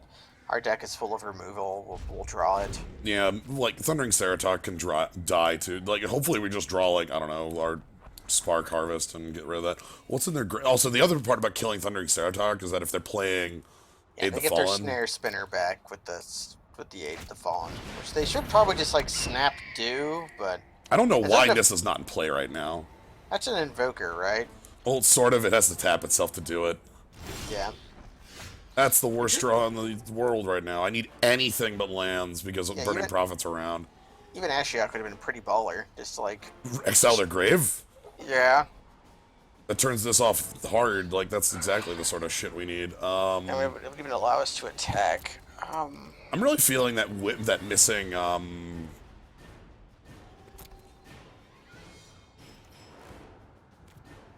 like, the missing, discard.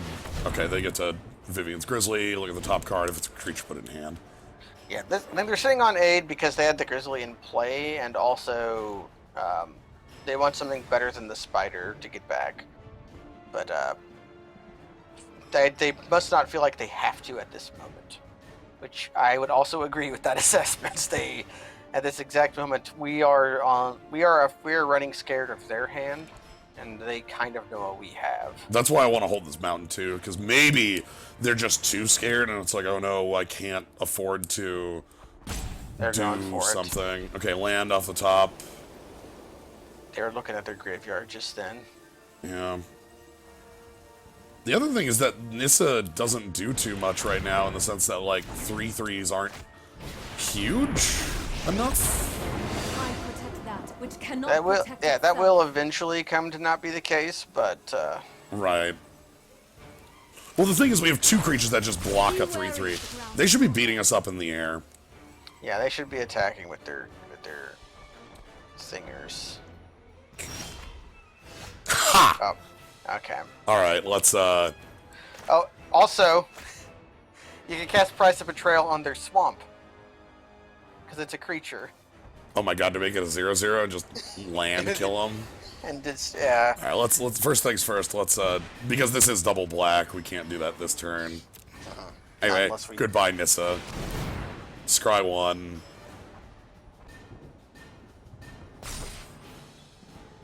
Huh.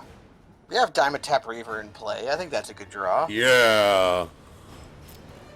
Although they kill it and that happens, but that's still like draw 2. I cannot protect you. And, like, pump my, Up our army. Yeah. play the land then.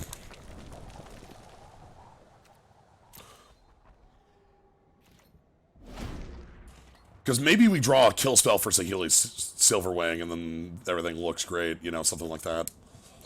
But yeah, I want to kill Grim Initiate, make our thing a 7/7. They still have Vivian's Grizzly as like a card. The other reason to kill Nissa is because they have this Grizzly, and like with the double mana on forests, they could be looking a lot at their deck and trying to find creatures.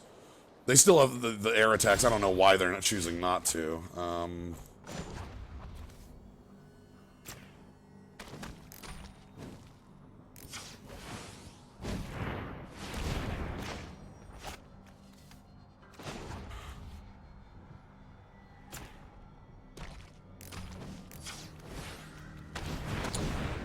It tapped your swamp to do that. Whatever. It's so yummy.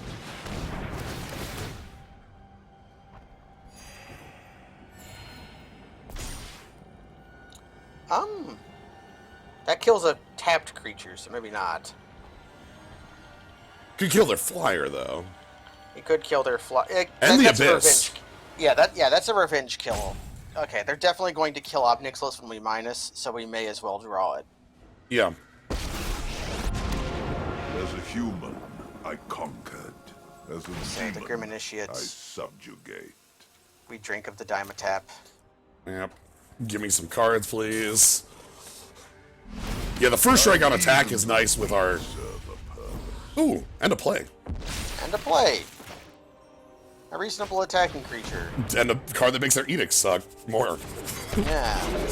Yeah, we killed our creature that does that, so we had to obviously draw another one. Alright, no attacks. We get some incidental damage out of Obnix, so... They finally going to hit with their Nope. with their bear. Oh, yeah. Let's get some incidental damage. Yeah, Try first... not to think too hard. I like the idea of first strike on this zombie army. That gets dangerous. But also we gain some life. Okay, so attack Ob for 3. Thank you. I will return. And their final card in hand, I'd love to know it. I want to be full knowledge. Right? Like, Like, they should play the spider, and okay. Is there a second card? I want to know their full hand. I want to be like... Okay, oh, that actually is relevant. yeah, it's going to tap mountain for this, which is fine. We just go white and red.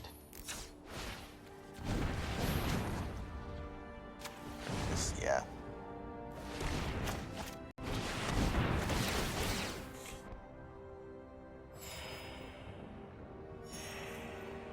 And scraw...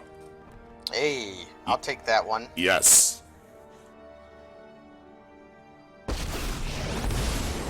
I will have revenge for Zendikar. Like 3. Yeah, let's just get this out of here. You can't escape the Okay, avalanche. do we send in the clowns? Do we kill their swamp? Yeah, I'm gonna kill their swamp.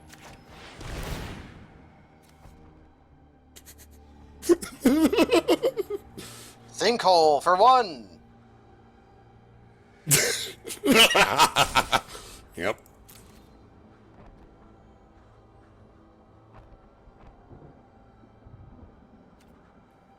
This is a weird interface.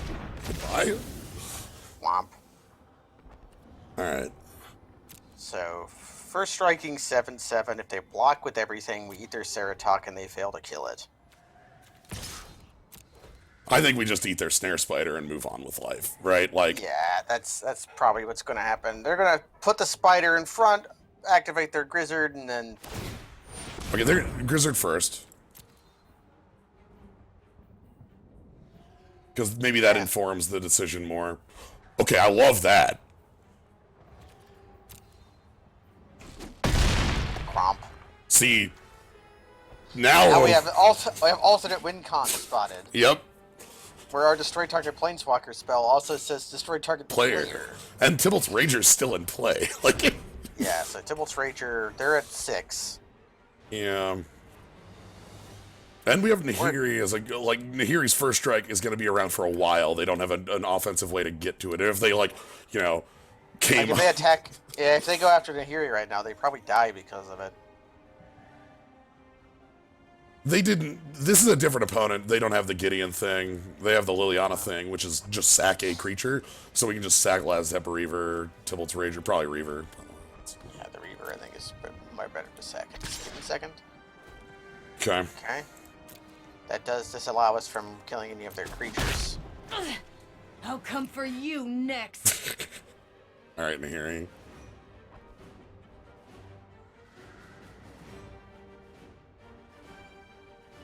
Getting confused in Magic is a natural state. That's how you become professional, as you stop getting... Shit! Please tell me you didn't choose to gain 4 life 4 times. Okay. Yeah, they didn't. Ugh, that could have been so bad. So they got... They're picking up Saheeli, Silverwing, and Nissa. Okay.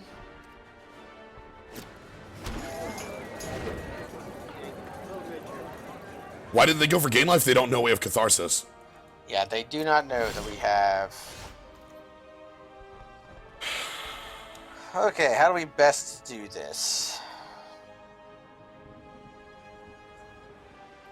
I'm thinking about...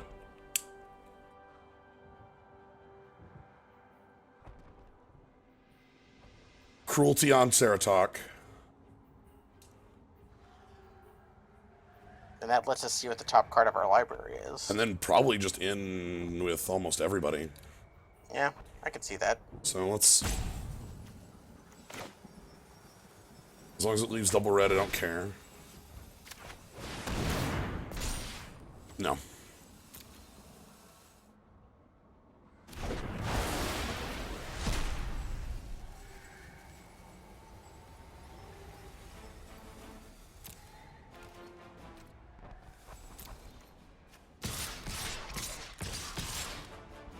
Yeah, just everybody. Yeah. Well, it's just everybody. Our life total's 26. I don't believe they've got ways to make things super bad. So Spire goes in front of 7/7. Unless the Reaver just dies. That just happens. But the hope is that, like, we get almost everything else of theirs. If they take any damage here, it's over. Yeah, they take any damage, they die. Next turn, we don't actually have the ability to, you know. So they're They're going to killing choose to Prophet. They're going to kill Prophet and choose to take 4? Okay. Rethinking the strategy. Yeah. Okay. Yeah, in case I have a pump spell. Or any spell at Yeah, all. a pump spell. Yeah. So you just activate Tybalt's Rager once and then Yep. move on with our life.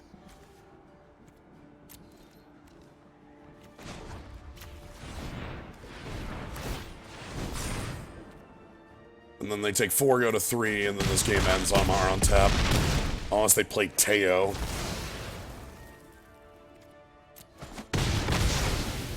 That'd be pretty good, right? That'd be pretty good. Okay, I could off Tipple's Rager if I really wanted to. Yeah, if you wanted to put them to 2. We have another... even if they... we also have... They gain life, you could draw... Yep. Heartfire. Yeah. Be like, no. No. Yeah, so... Yeah, they have their mysterious swamps in play. They could be playing Coercion, much like us. Yeah, I think it's likely their play here is just trying to get a board that we can't break. Yeah, so it's like... Although if they're doing that, they should play Nissa first. That's, I think, their play here. They're leaving all their forests untapped. Yeah. Then they like they untap a plains or that swamp, and then like they... If they want hyper mana, they can untap the swamp. If they want normal hyper mana, they can untap the forest. Rise, my elemental friend. This lets them play the Spy Wing, whatever. Yep. And then combat happens, Nahiri's gotta die. Yeah, that Edict just does nothing against us. It's pretty funny. How much are they on? We only play garbage creatures. Oh, come on! Vigilance. Yeah. Our opponent's scared as hell. I will come for you another day. Sealy Silverwing. Look at the top card of our library. If they concede, we know it's Hearthfire. Yeah, we know it's Hearthfire if they concede. No concession. Okay. Again, like, tap all their land. Teo would make me laugh my ass off right here, but... Anyway. You must die! Oh, Doken! I am Sarkhan, and I have always turned my hands into dragons. So, what did we learn? We learned is that they're kind of slow. They have a black splash for removal, and they have a very powerful mythic in their deck.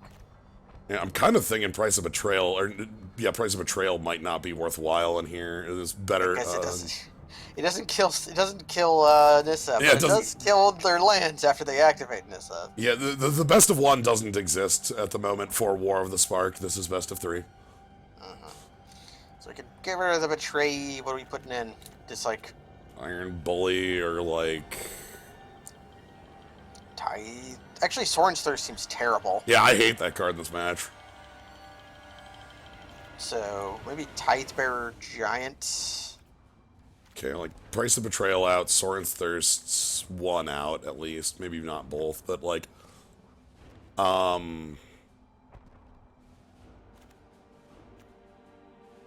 Yeah, Demolish. If that were the other one that was like Scry to destroy a land, I would be all in on that. Yeah. But just Demolish, they have no artifacts. They could also just like Guild Globe. I just put in the Bully and a second Sarkhan's Catharsis. Seems fine. You just murder them.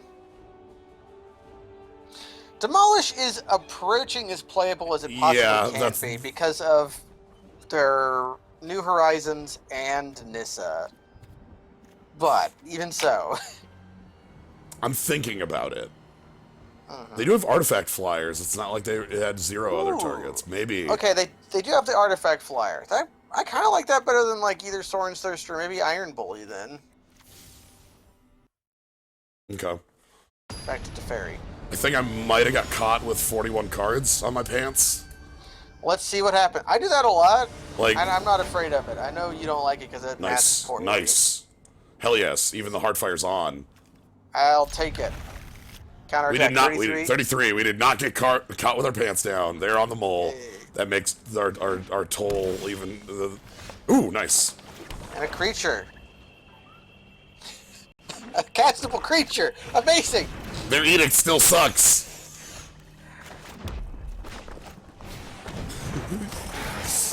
Their edict is garbage. Your edict sucks. You know nothing of the world you live in. Okay, all 3 colors. What's with that 3-color opponent? Everybody's on 3-color, no fixing. It's great. Yeah, it's like they're playing sealed or something. New Horizons.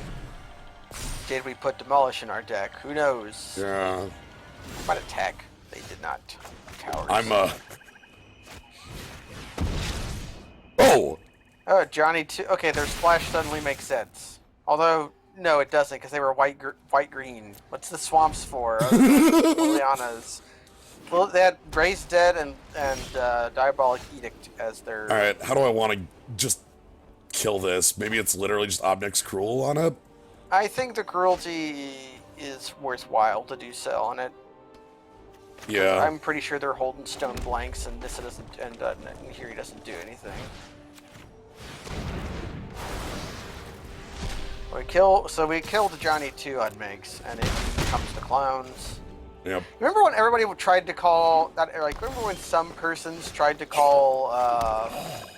Hey. Screw your recursion. It doesn't work. Welcome. When some persons tried to call I'll be back. strangers clowns and eternal. I'm far more into calling these little guys clowns than those. Cause look at them. Look at their art. It's just like a little skeleton, a blue man group skeleton wearing a headband and with a giant fork.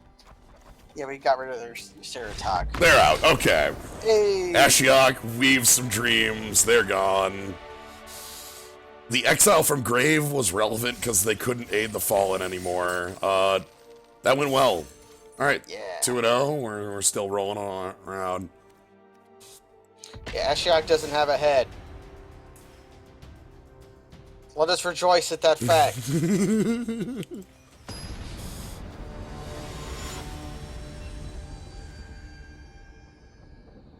A Tezzeret, oh no. Packies. Packies. Are they Green Bay fans? Did they win the Super Bowl? This is unkeepable. Yeah. Packers won the Super Bowl.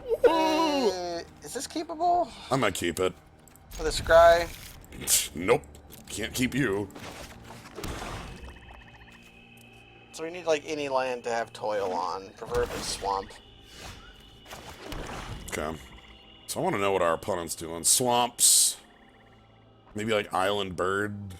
I don't know why we still have Ixalan swamps. Island Wall of Runes, huh? Okay, so they top decked a island or the wall. All of the Wall Runes. And they're also a deck that knows defense. Alright.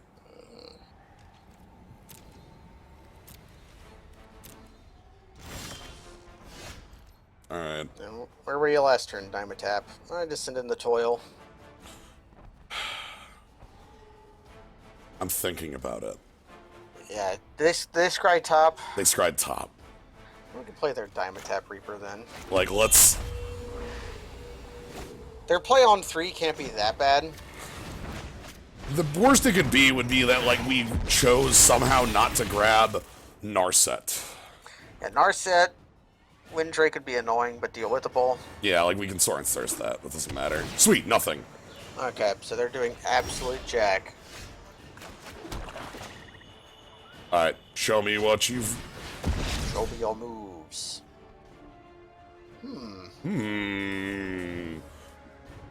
So I could cut off Saheeli, I could cut off... I don't think I care about Flux Channeler, we kill that card with Soren's Thirst. Getting out Saheeli looks pretty decent in this hand. Okay.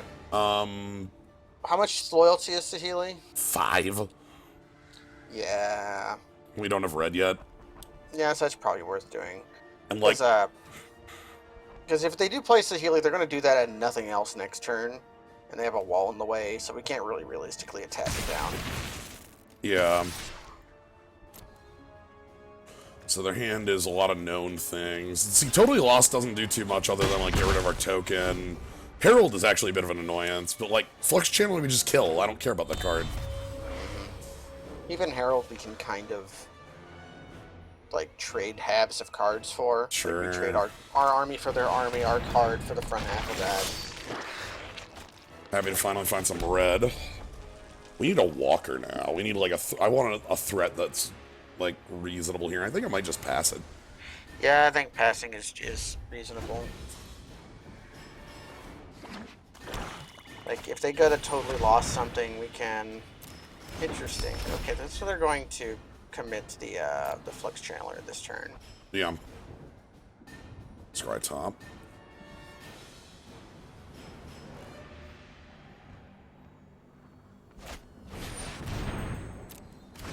Okay.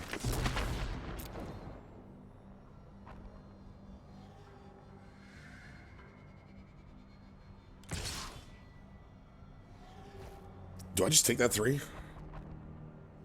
I think we can afford to, because we are going to gain a little bit of life. Let's get this off the board while it's tapped out. So our opponent has infinite fixing. Like, they Yeah. could be playing any walker at all. Okay, I do want to draw, like, I want to draw Obnix Kill Reaver here. Yeah, Obnixilus's cruelty would be great, or Obnixilus himself. Now, the reason I don't care about using Army before it dies to totally lost is I can respond with Heartfire, and it doesn't really matter.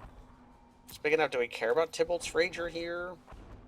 Can attack into wall, and that's about all it can do. Yeah, It it can't can't even attack into wall yet. Maybe another red source before that's real. Yeah. I'm still gonna play it out. I want to get it down, and I don't feel like if they tap out for totally lost sorcery speed on my zombie army, like, you got it, boss. You know, like, that doesn't seem high enough. Kill spell or 2/2. At sorcery speed, like, that seems really underwhelming, and I would just not care. Okay, that is a bit of an annoyance. Listen up, and I'll teach you. That card's extremely strong. Probably sack Reaver, kill Cosmina. That seems fine.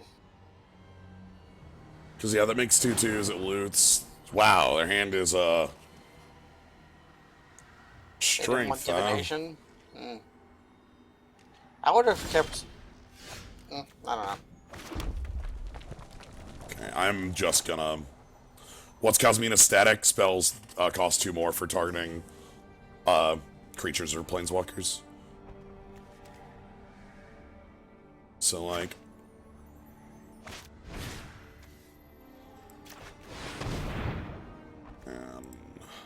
Sack the Reaver. Just get it out of here. Oh! That card's so stupid. Okay. Did you know you can concede the game at any time? We're not out yet. Yeah, we're not. I was gonna say we're not out yet. There's draws we can get that make things look fine, but damn if that doesn't hurt. Yeah, that was like the best case scenario of that card working. My Yeah. students are loyal and brilliant. So our current problem is we're actually getting overwhelmed by just like generic board presence. Again, discarding Tamio's Epiphany. Our opponent has card advantage out the ass, and then yep, that's They're just gonna kill that. yep. If they attack with Wizard, we probably block and then kill the army. Yeah, that's my thought. Okay. Well, we can still do that. Actually, we could kill Casmina, but Casmina doesn't do as much anymore. What do you think? Yeah, because Mina doesn't do much of anything. I'd rather have like a little bit of.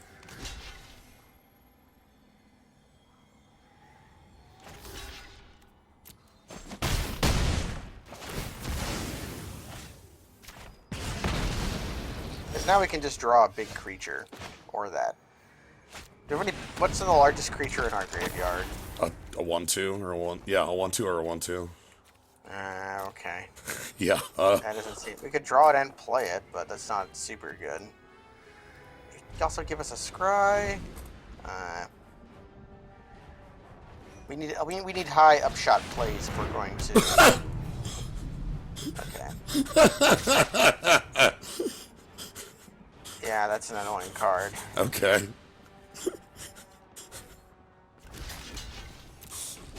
You got it, boss.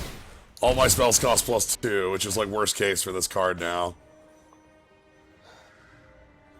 Alright, I'm gonna just do this now since we kinda have to. And I'm gonna get Rager back. Just to be able to trade up. Yeah. Does that actually do anything?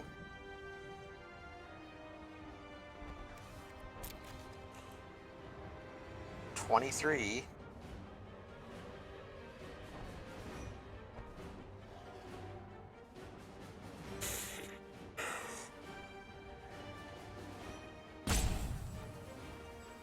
I'm gonna keep it to learn. Yeah, we're fighting for science. Yeah, I want to know more about our opponent.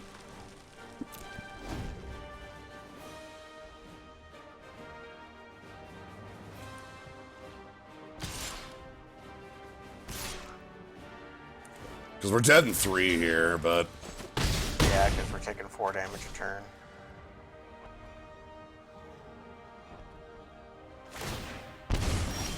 Okay. And we gain some life. We do gain some life. Alright, show me what's up. Goodbye.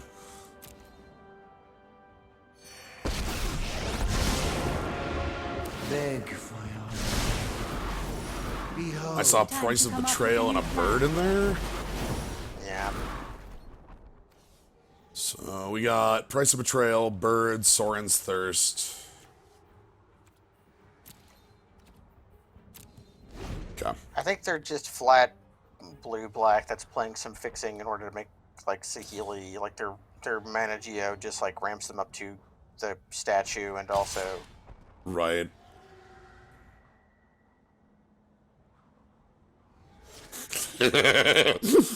Now they have to ask the question of, like, where do I care?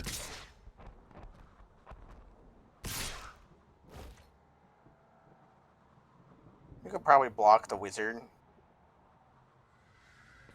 Yeah, Ashiok to... How many cards left in my opponent's deck? 17. 3 activations would still only be 9. Yeah, let's block the wizard. I have to say, I could imagine playing Demolish against this player. Oh wow, I can play both those. Alright. They're also playing Ashiok and a white Planeswalker. Well, that was white-blue. Haunted Dovin's... by this. Okay, yeah. They're playing Kaya's Ghost form and Aid the Fallen, so they're kind of like a blue-black version of us. Uh-huh.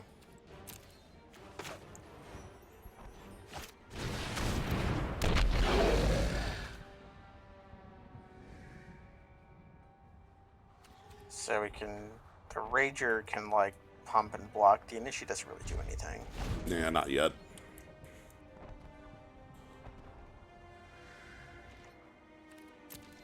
So you can block the Wizard, and block the Herald, pump the Rager, trade with the Herald, do the extra damage to the Wizard. Yep, get this board cleared-ish. So, clear Wizard. We're going to clock from God Pharaoh.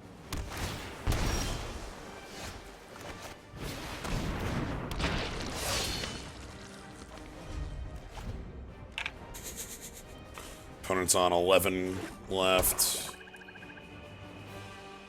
They're drawing a lot of lands, which is long enough for us to draw out, so are we. So are we. And they have the clock, we don't. Yeah, they're at 19. They know their game plan. They are so defense. One top, one bottom. Or one top, no bottom. Okay. Yep. I knew we were going to draw Nahiri. I don't know That how gains I us knew. life. That gains us life. It does gain us a life. And also lets us scry. That's Scries. We should probably keep it. It costs 7 mana, though, which we can play. Yeah, we can play. We can cast that. That's fine. Yeah. Ringing of my sword is your death knell. We're going to play 7 mana to kill a 2/2, or perhaps an 0/4 wall. Or maybe a flyer that they Proliferate, draw a card. Okay, that lets them make a 3/3. Or make a wizard.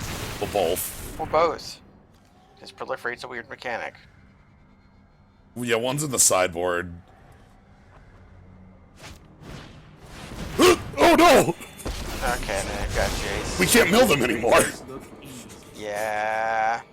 That's annoying as hell. We can't mill them anymore.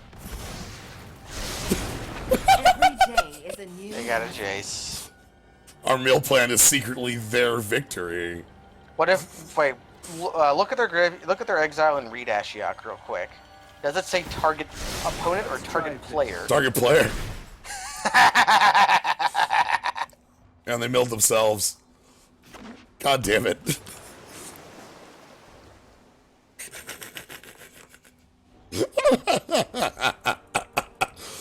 Oh, price of betrayal off the top, please. Yeah, if we could do that. We can't. We know we're drawing Obnix's cruelty. Okay, they figured out that they should not attack. Okay. Okay, so let's So they draw to 3. They mill draw to 0. So we have to draw price of whatever, and also deal a damage to Jace. Yes. Or draw our 5-mana kill target planeswalker. Yeah, we have that out. Okay. So we have. That's the better one. So do we I don't think. Nixels an attack, or do we just do nothing? I think we do nothing right now because of if they mill us, like we don't get the. Yeah, we don't get that. And we probably in-step casting the cruelty just for the scry. Yeah. Maybe a better target. Okay, so 3 cards left in library. Yep. Let's think this. No deck left. Do they have a draw card in hand? Do they have Tamio's thing? They got rid of a lot of their draw. They might not at the moment have draw. Who knows? I want them to not have draw and give us just a moment to kill Jace. Oh, fucking hell. Okay. 4 damage to us. Oh, kills us. No, it's target creature. Okay. It's, So they're milling us. they wrong ordered that. They should have targeted themselves with that. Yeah, they should have targeted themselves with that. Alright, so I have to let this resolve. And then we murder. Okay. And that's a 7/7. Then we murder the 2/2. And block the 7/7. So if they could kill our 1/1. Okay, they've missed their window to do that. Man, the time fuse looks weird. No, but if they had milled themselves first and then activated the Jace to draw the card, They would have won on the spot. They would have won on the spot. So here's the problem. We lost our scry, but I couldn't do that in response because they were milling us 4. Okay. So we have to raw top deck, Destroy target planeswalker. destroy target planeswalker. Okay. They could have drawn it off Jace, that's true. True. Alright, just raw top deck at that. Damn it. Oh no. Okay. Alright, I'm gonna take a look at their... Entire deck. Yep. I'll say for 3 cards. What's Dovan do? Dovan makes instants and sorceries and artifacts cost more and prevents damage from target permanent. Yeah. We say Dovan a lot, but it's completely Dovan. Like there's no Okay. thing. Alright, and then they also have the most powerful card in the universe and enter the God Eternals. Okay. So we know their plan. Let's move on. How does our plan interface with their plan? Okay, so first things first, our Daravel, hell, our Demolish probably interfaces with their plan. I like Demolish. I kind of... How do we feel about Sorin's Thirst? They have some creatures that it hits. Yeah, like there's like the Some of them. proliferate things and such. I think I kind of like Tightsbearer Giant, just to be able to attack into walls of runes. okay. Do we not want the Grim Initiates anymore? It didn't seem very good. I also think You I still want want I want the other A the Fallen. By the way, that's absolutely Yeah. Ashiok might be bad here. I think Ashiok's bad here. We need somebody with a head. Well, like they could win unless we. Actually, oh god, Ashiok might be really good if we get rid of their Jace. Yeah, if you could head bump them, but you have to head bump them if you do that, which is hard to. We could have done it, but we didn't even almost do it. Yeah, I'm gonna get rid of the Soren's Thirst. I don't like him here. I'm going to.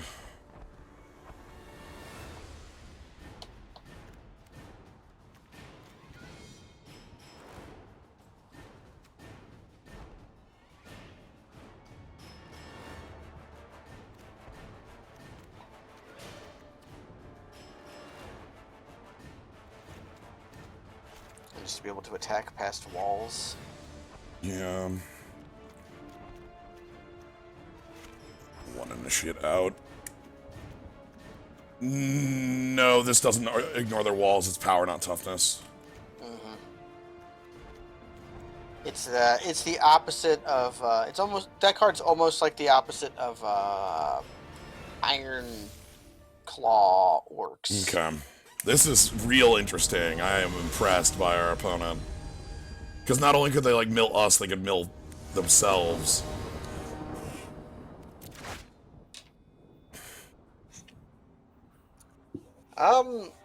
Is Spark Harvest and Toll good enough to keep a two-lander off color? I don't think so. Not off color. Okay, because this has the same stuff, but on color. Oh. We need to draw a swamp at some point, but it could just be at some point. Yeah.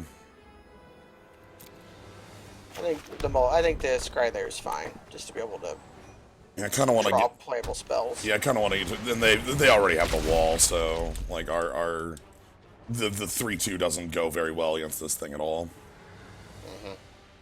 Burning Prophet's nice, because it'll... And there's our swamp. That might mean, like, just turn 3 Ashiok. Wouldn't hate that. Like, just get it going as quick as possible and try to rip out their, Try to get their Jace. Jace or their relevant... Like, the longer I have it in play, the better it operates for us, so... Especially since they're doing Jack. Alright, let's... Get our Scry going? No. Don't want Oh, more... wait, with the... Don't want more lands right now. Cast all those Planeswalkers with the lands we have. I am that which nightmare. Saheeli and a Herald gone. But I must My tend to my dreams dissipate like smoke. Yeah. Saheeli seems pretty good in their deck, too. Yeah. Defender deck is a deck you could play for fun. It wasn't really a deck that anybody really played a lot competitively, but you could take it into like the queues if you really want to. Huh! Okay. Just out! Has been So a they night. spend a removal spell on a card that kind of doesn't do anything. Okay.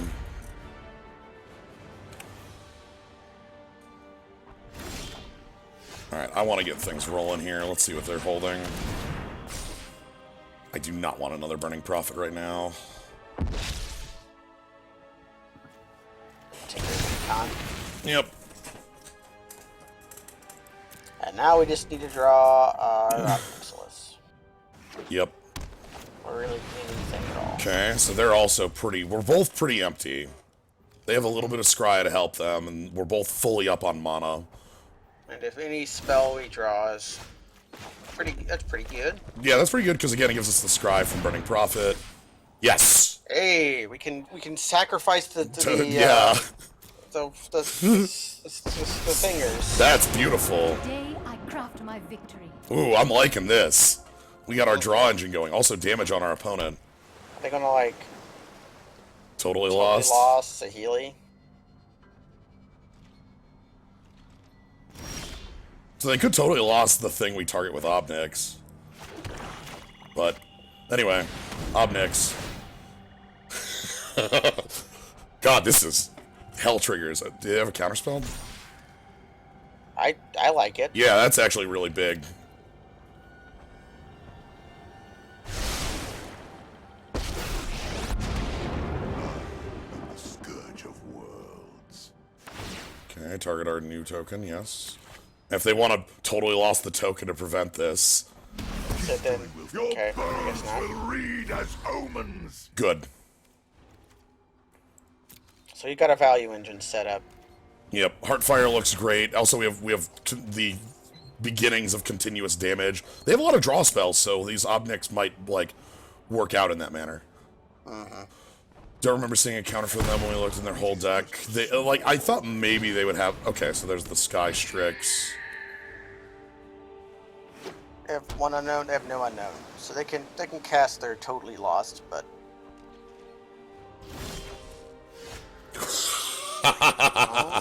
maybe we don't mind if Ooh. Alright, I kind of want to... I'm going to go for some card draw off of this zombie army. yeah, because even if we make the Manticore, we can't attack with the army because of the walls, so may as well. Yeah.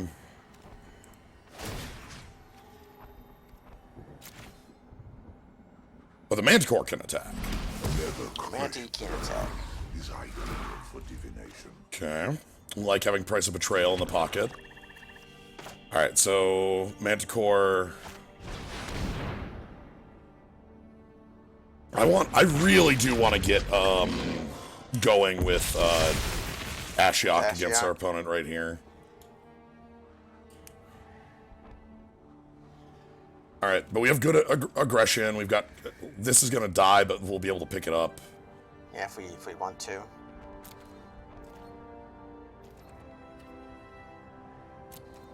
So far, it's just been like drawing 4 cards, I'm fine with doing that. some damage. Okay, top of deck shows.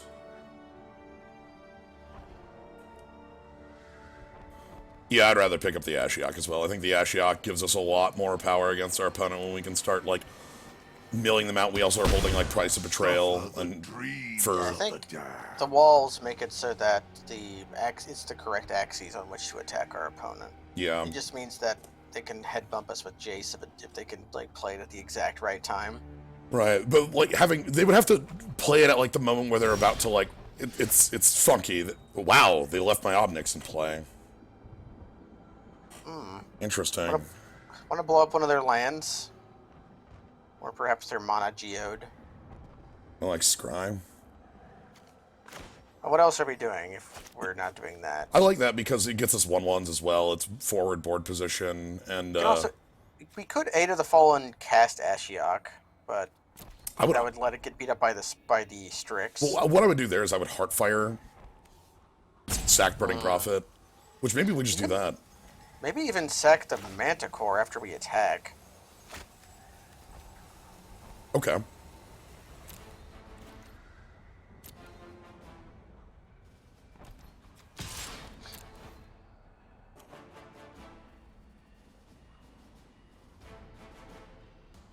Looking at their last card in hand. Totally lost on my token. What creatures do we have in the yard other than... None. Zero. Zip. None? Nada. Okay. Okay. So it's weird. I just don't care. Yeah, okay. So they pump. We're gonna Heartfire something with our... We're just gonna get that zombie back when we replay the Manticore. Why not Heartfire the token? Because we'll be getting the token back when we... Do we Heartfire now to keep them from gaining life? Yes, but the Heartfire changes. Or you go for a wall? No, but okay, you were gonna... We're gonna sack the Yeah. Prophet now. Profit.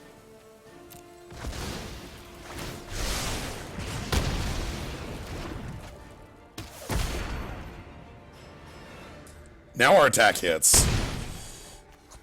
Now we aid the Fallen. We do both. Choose a creature, choose Planeswalker, get a token, play Ashiok, get a Kill your token, Jace. try to get that Jace. I've never seen 3 Planeswalkers in play on MTGA before. I've seen like 4 with Unlimited. Yeah, this format is where we've all seen this experiences. Yeah, we can start making 4/4s with Yeah. zombies. Yeah, it's the healing matters I here. am your inner Okay, let's immediately start this off with the Ashiok gone. This is difficult to digest. Play our Prophet and maybe Demolish. Jason. Yeah, did. Yeah, demolish. Right, I'm gonna... Geniuses as Our alternate genius win does. con. This rules. Check out our other Manticore. When does this ever happen? Not often. Okay, and then demolish the Monogeode.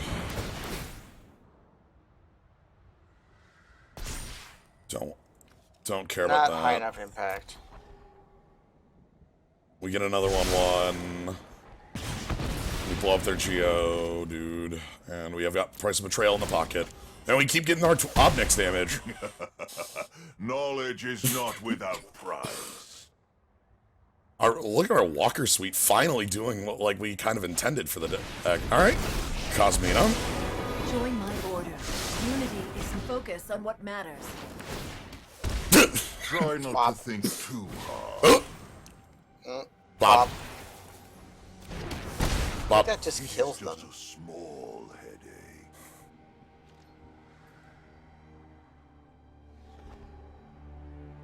Cause like we copy our 4/4.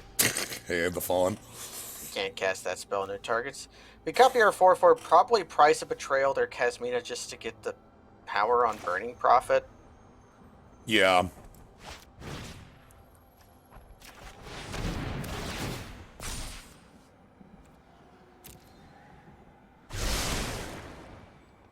Boop, boop, boop, boop. My schemes are ruined. Then I guess we chomp them just to see. There we Here's went. Jace. Got him. Okay. They cannot win. They can win no longer. And they realize that. Yep. Okay. Got him. Okay, God, we have to head bump the Jace. That's so. This is so silly. Very funny. That's this entire match is us just like. Can we get your ace in Find the the can we find get the Archie's lady. ace in Find the hole? lady. Find the lady. Yeah, that's what we're doing. We got all the cards on the table, and we're trying to find that queen. It'd be, I don't think Ghost Form's that useful because of Totally Lost specifically. Yeah. I know why they're playing that card, by the way. Do you know why? So they can. Others outside. In case their Jace plan gets ruined, they can put something on top to keep themselves from losing on the spot. With Totally Lost, yeah. But Totally Lost. Also, it is just like a playable card. Ah, Stratego, yes. That's also a close. Find that flag. Only playing this game doesn't take 10 million years. Yeah. All right. Are there any changes we want to make, or are we just running it back? The only card I don't like is Grim Initiate. I don't feel like that does anything. Maybe the Tide Bearer instead. Yeah, just have something that can attack into Wall of Runes. Or even just, like, cycling to something better. I could agree with that as well. Both cards cycle, so whether you want a cycling card that's expensive and does something, or cheap and does nothing, that is your choice. The thing is, Tide Bearer also, like... If we're losing, then the life can matter. No, I mean, like, the 4 power matters. Yeah, the 4 power does matter, because of the Wall of Runes. I'm gonna keep the globe, though. I like the globe, just as a, like, filter us up. Alright, this is the most interesting match we've had. I love this. The match of nothing happening. It's great. Yeah, it's wonderful. Alright. Shit. Unkeepable. Unkeepable. Okay, they mold into it, so it's fine. Yeah, very keepable with Ashiok and the toil on our side. Yeah, fairly keepable. You can cast all of these spells, Right. or you can't technically cast. Roll to any of the spells. 5. Yeah. No, that's their secret technique. We probably want to draw that at some point. Yeah. And if we bottom it, it's gone forever. So. I'm gonna keep that. Oh yeah, this is their secret anti-mill technique. Yeah, they give themselves a few more cards just to make it a little easier. Cast off. Yeah, clearly that's what's going on here. They getting ready. Are they gonna draw a card proliferate? Okay. They thought about it. Excellent draw. The spark fist. Wait, Scoozy, is that a planes? That is a planes. I leave you. Good luck with your little duel. This has been a nightmare. All right, I'm gonna play our discard and start getting things rolling here, because that'll give us damage on Ashiok. It will give us damage on Ashiok. Crush Descent. Ugh.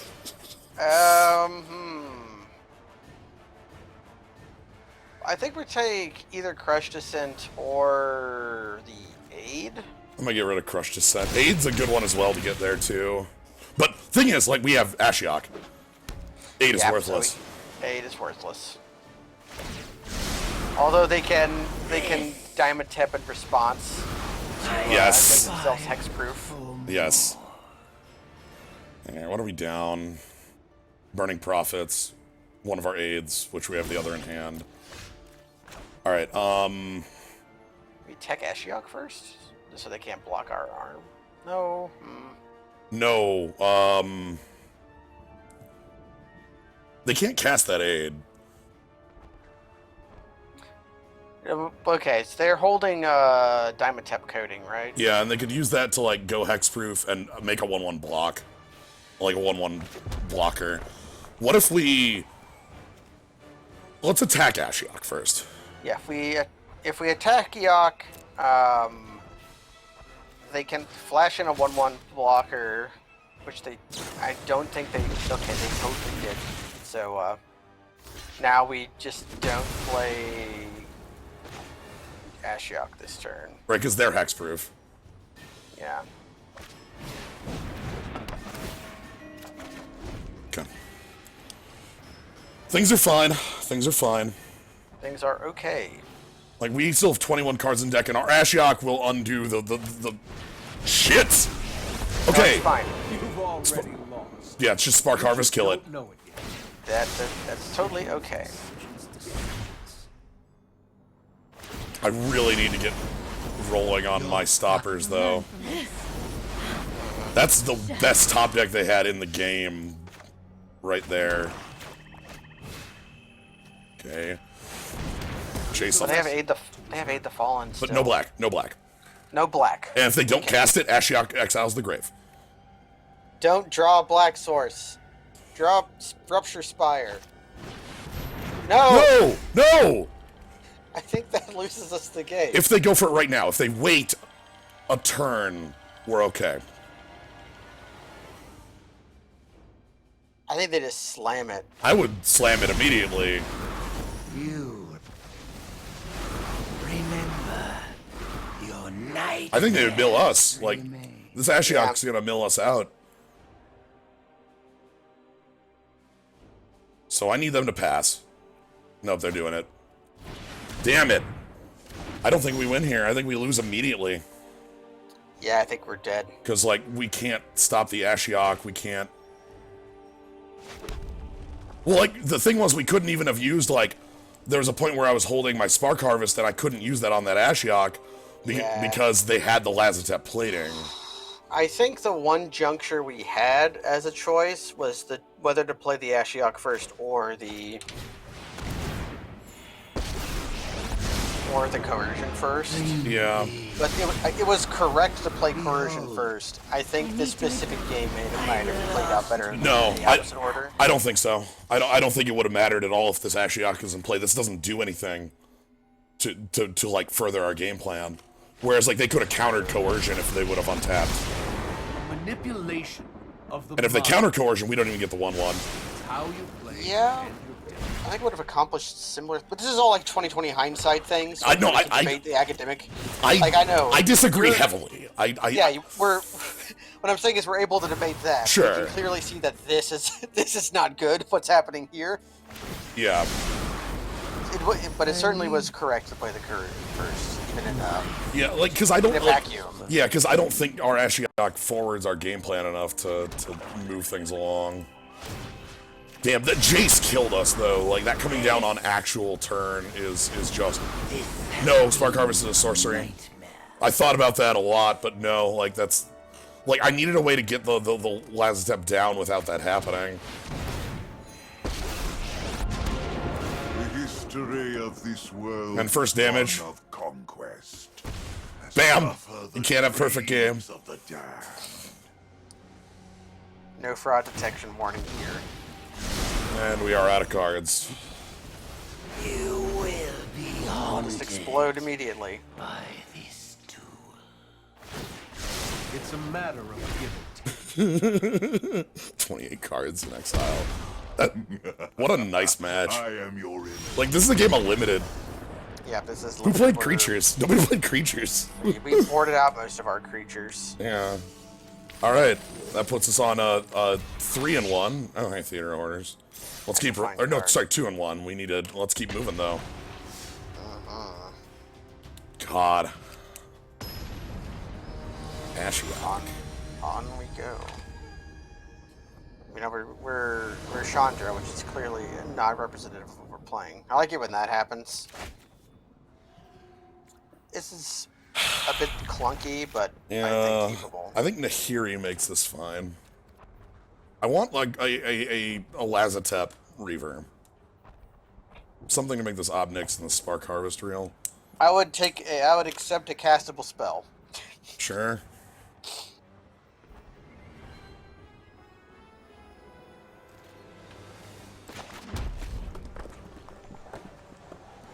Yeah, we were going to kill our opponent through damage in the second game. I think it would have narrowly beat out milling them, Yep. but Okay, black on our opponent's side.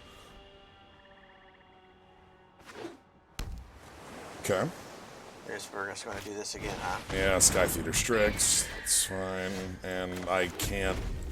Yep, uncastable spell. We will eventually cast it though, unless we fail to draw a land ever again. If I draw a land and kill their Strix, I'd feel good, right? Like, that'd just be nice. We're just going to be Stormcrow for a few turns. Yeah, they're playing a creature post. Ugh. Okay, we're good flyers is the matchup we're facing right now. Want to gain some life? Yeah, this is pretty bad. I have good news though. I happen to adore Soren's Thirst at this given Oh, moment. yes. We want that third in this matchup pretty well. Probably don't care too much about, like... Yeah, I would go so far as to say perhaps one of our colorless lands could become a swamp as well. Yeah. One opponent was weirdly blue. There was the Bant opponent. Yeah. Then there was the green, white, black opponent. Okay, so there goes our Saheeli just dead. I think this is too much advantage to overcome if we don't draw like a play next turn. Yeah. Like if I draw a dead next turn, I probably concede on the spot, or maybe like we know the game's over, but we try to Yeah, we can like more concede on information. Meridian Step. I will return. Is that enough? Not really, but Here's a question. Why does Spark Harvest kill a creature? to make it playable. Like that card wouldn't I would not pay that cost for just a planeswalker, and you would never main deck it in limited. I guess you can perform the procedure on a creature. It kills whatever you play it on no Right. matter what. Okay. Flyers. Opponent is on evasive creatures of varying quality. Yep. So we can kill one of their we can kill some of their flyers, scry some, gain a little bit of life. Yeah. They're gonna kill Nahiri, but I want that bottom because I still want lands. Every Yeah. devil is a it's soldier like we in kill my army. the Strix. Yep. Because we can kill the Aven Eternal with Soren's Thirst Squash still. you like a roach. We can block their army, or we can do two. Let's get some damage in. We can double block, I guess.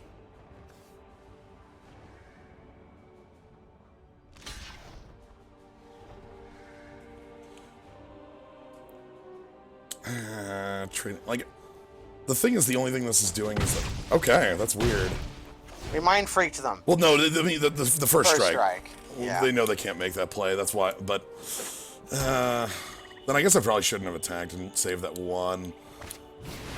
Yikes. Okay. A large creature that will make their put a 1/1 counter on their 1/1. So I kill their Aven Eternal. Kyuro's Dambreaker probably just has to go. Don't know how. You might Spark Harvest it at some point. Yeah. So we go to 10. Yeah.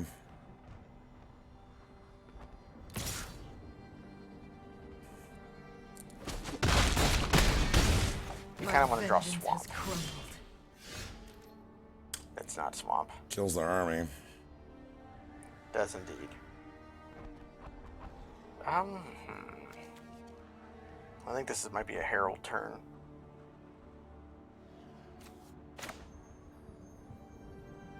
Because I can just like block their guy twice. At the very least. Yeah, the problem is we don't get our scry.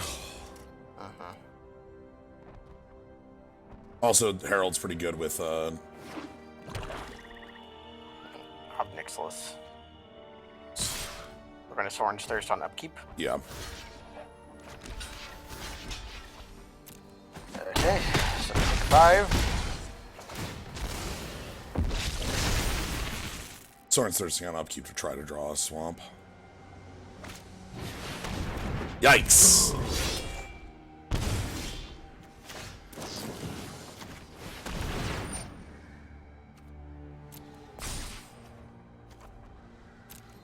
Okay. Swamp or bust, please.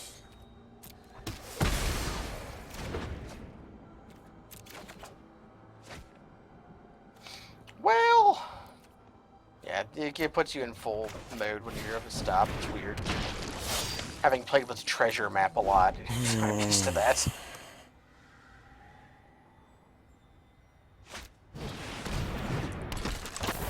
What are they proliferating? Armies. Yeah, And the they Iron had Bully. Shit! Okay. Alright, I think that's enough to actually kill me on the spot here, because I take 6, go to 1, and have no board. Alright, that is enough information for me. Goodbye, Norma Jean, forever. Okay. So, Sorin's Thirst seems okay. Yeah, absolutely. What else do we like in this matchup? Or more specifically, like, what do we not like in this matchup? Maybe the Catharso? I don't know. Yeah, drop out that burn and not have any... They didn't show any walkers. We still have other ways of dealing with them. I don't know. What do you think? Price of Betrayal, but our opponent showed, like, that they do have army and like to pump it. Yeah, and Price of Betrayal is a little better against armies than Catharsis is, while also still being pretty good against walkers. Yeah. And then 1 beacon out for a swamp, I think, was our... Yeah, I wouldn't even hate taking 2 out, but that would like make Nahiri a little awkward. Yeah.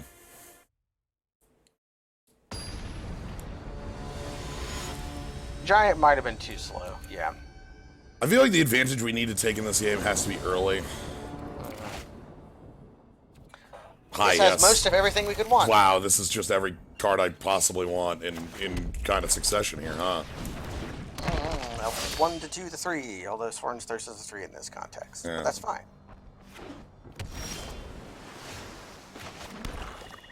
Will we pay for our sideboarding? Is the one card that our sideboarding made castable in our hand going to make the other one uncastable? Does not matter, player at home. But that is how fate works. They're off black. Okay. I would love pass here. I would love them pass Bounce, or place wire. No, it's bounce, make a... I can still attack into that relatively easily.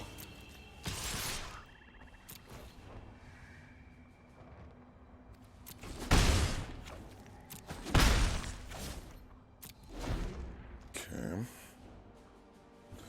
Land fly 2/2 flyer.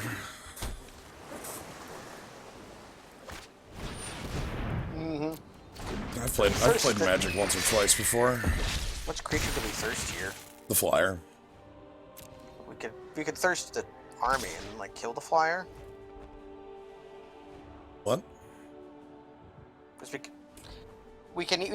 could thirst if we thirst the 2/2 that they're attacking with. We won't take the damage, and then we can like perhaps Obnixilis Cruelty the.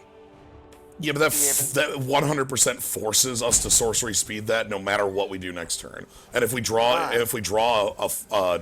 land to cast Nahiri, killing the flyer looks really good.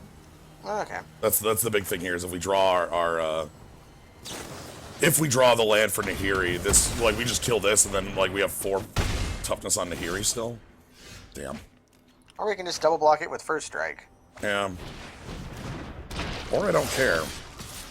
Or we don't care. Yeah. Let's get some damage in and let them attack. Again, if they're attacking with that, that makes Nahiri usable. Okay, they found their black. If we get to Obnix, we're really, really good, because the Grim Initiates are obviously, like, super powerful with Obnix. Oh, sweet! Okay, they're just gonna go all in on their creature. Although... Now our cruelty gets better. We could probably take 5. Yeah. We're at 20. What flavor of kill this creature do you like? I'm gonna... Use the expensive one? Yeah, I'm gonna use the expensive one. The Jace player, we slugged it out with. From the core Eventually, of my they soul. drew their Jace at the exact correct time and milled us out, and we died.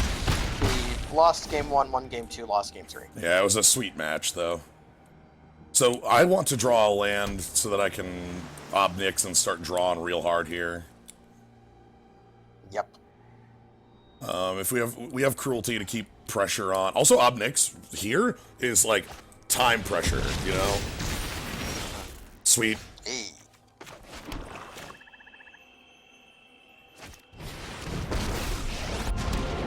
Tremble, for your conqueror has arrived.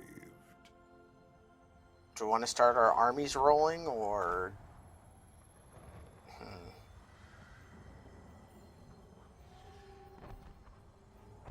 Is it asking too much to just kill their creature, bring them down to 6?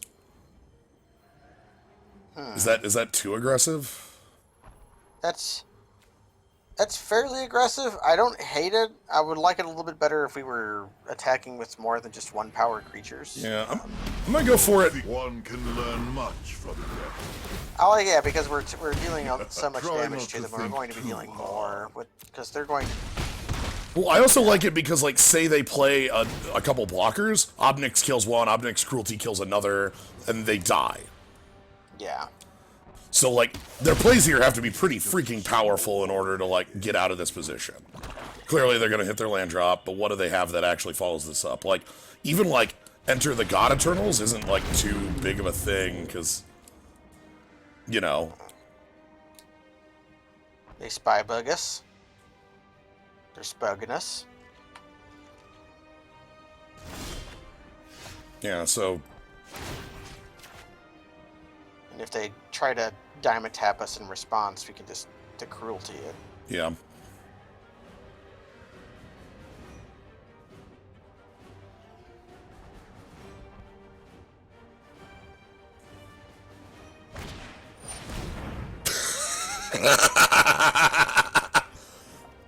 Are we okay with that? Yeah, I'm fine with that. Yeah, because we attacked them to... We attack them down to 3, they go to 2. And they can't play card draw anymore, and then we just attack with our board. Yeah, we just attack with our small creatures.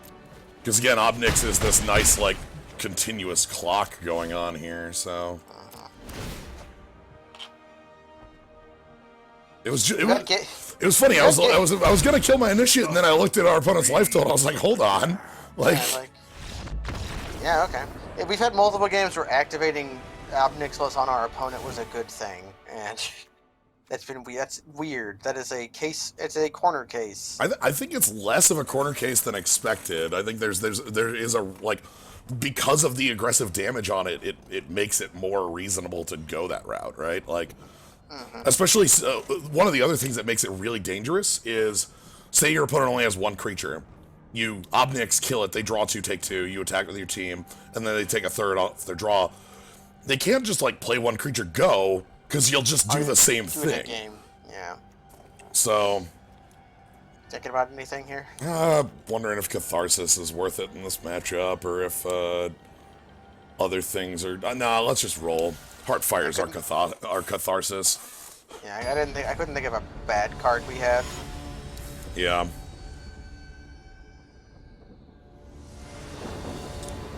Okay. Oh, now we're Vivian. Wait, are we still fighting? Yeah, we're still fighting Matic. Okay. On the draw. Any land turns on that cruelty. This is a little greedy, but keepable. Yeah, we've been owned by this hand, I think, twice already. So let's get owned by it a third time, right? Yeah. Fool me like 4 times, shame on me. I think I've said it before that I just don't keep hands that don't have exactly 3 lands in them anymore because I've just gotten so sick of that happening. Well, at least we have stuff to do now. Yeah, but like we absolutely positively need to draw Swamp next turn. I'll take Obnix's Cruelty too, but really any land gets us like approaches our next land. yeah.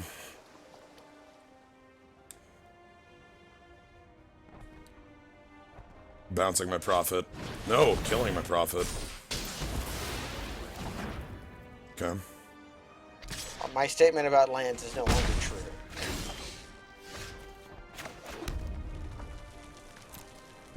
So I'm gonna wait in case they play Bully. Yeah. They've shown a propensity to like bully Pump Your Flyer, you know, so. Yeah, they do like to go all in on creatures. Or maybe they play a better threat, you know, they play their 4-drop flyer and we kill that instead. Obnix's Cruelty on the Sky Strix just feels... Yeah, it's Stormcrow. Especially because I'm holding Nahiri. Holding it back. That makes me think they have counters spell.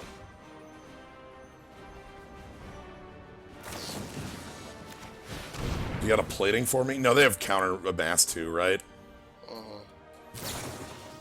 Plating. Nope. Yeah, we got a better spell out of them. Okay. That just means I play Herald here, and then, like, hopefully our Nahiri looks really cool. Hello, I'm Herald. Hey, Herald.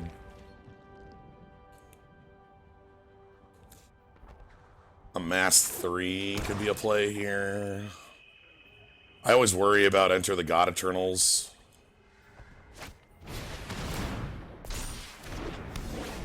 Okay. Sure. It's not the worst. Come on, I want you to attack with that Strix, please. Thank you.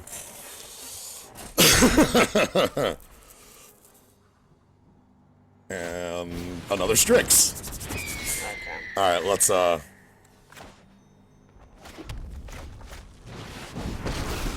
I kill Nahiri here, I who never cares? cast the first stone.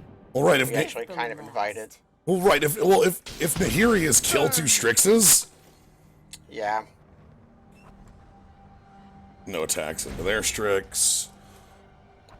Nahiri just does damage. -X damage. No card, almost out of cards in hand. Also, like, Nahiri dies, I'm holding, you know. No. Dream. Do you have any creatures in the yard, or is it just? Oh yeah, we have our Burning Prophet down there. Okay, so if we get Nahiri killed, then we can Yep. bring her back and add a +1. Okay. Okay. We're gonna look at our card. How sad that must be to be able to look at the card and have no influence over what it does. Yep, just no. Please attack Nahiri. God. Tapping Orcish Spy. Stop it! They knew. Ugh. Ugh. They knew. Hell! God! So they can attack Nahiri with Abandon here because she won't be able to minus the kill back. Well, Unless they attack, they don't attack with the 1/1 anyway. Just Yeah. walks into our Tundra Wolf. my hope would be like they kill Nahiri, or they bring Nahiri to 1, and then like I kill Nahiri, I play the Fallen, and I play Nahiri again, and get like a little bit of extra damage. Get the discount. Sweet. All right, let's get the discount. So. A -1 on Strix, and then -1 on Strix. Sure, we don't just take out Silverwing? That's also fair, because we can just Soren's Thirst the Strix. Yeah. You brought this. Please upon don't counter yourself. this. Although here he wasn't doing so much at 1 loyalty, anyways. Nahiri's back. Oppose me and be reduced to rubble. All right. Can't escape the avalanche. Perfect. Hooray! And we have Obnix. We can finally draw some cards soon. Yeah, we can. Oh, we our can Herald. We can finally get set up. I don't care. The runes. That's the most irrelevant. I can't believe how much we buried this stupid thing under rocks. Like, we throw some garbage, Nahiri leaves to go get some more garbage. And throw some more at it. Alright, Scry Bottom. Did Nahiri get murdered? No, I think it was unresolved. Like- Awful. Like, nothing came of it. Just like hobby and like, or maybe you can have profit and like cast some spells. Profit and Soren's Thirst is my thought process. Yeah. Like, wait till they, like, try to go for, like, a Nahiri kill here, and we just Soren's Thirst, make it look bad. God. Cut it out. Okay. You could know the top card of my library, yes. And we're going to know it very soon. Yep. When we cast Soren's Thirst, and then Also know it. yeah, our opponent's deck is mediocre evasive creatures, Which is a very strong, limited deck. yeah, which is a deck that gets there in limited.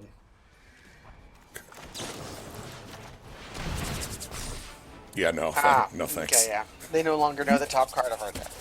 Neither do we. Nobody knows the top card of... Okay, fine. So, just kill the Grim Initiate. Yeah. Or even Herald. Like, it's not going to get any more plus value than a 1/1. I guess... No, we kill Grim Initiate because that doesn't remove from our board state. Yeah, that's the main thing.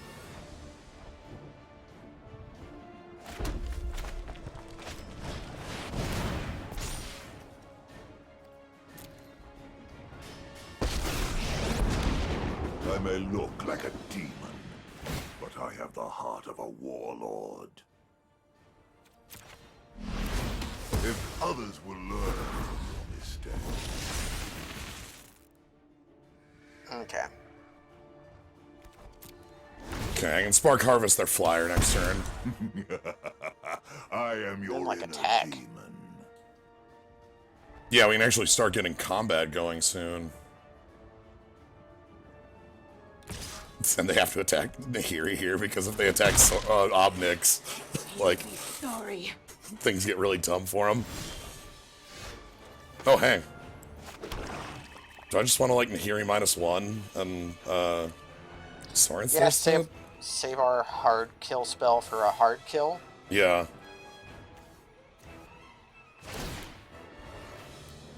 -1. I'll squash you like a roach. That's probably better than a random card in our deck. With First Strike it is. Yeah. And then draw 2 off of our army. You could attack and then draw? Or... Yeah, okay. They might trade army for army, but if that's Well, the first case, strike. First strike, then they can't do that. Okay. I'm just mentally going through, like, what could happen there, and, like, I think this is fine.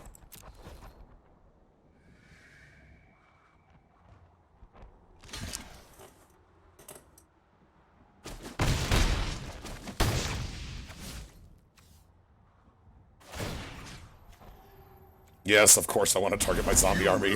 That's what this card does. That's what the card does. More Soren's Thirst. Alright.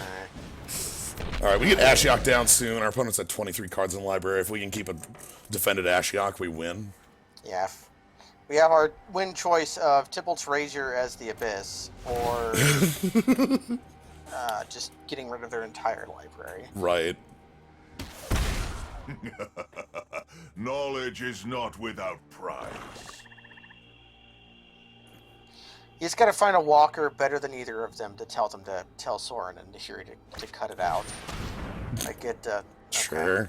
They're gonna go 2 for 1 here. Just kill their army. Bonk.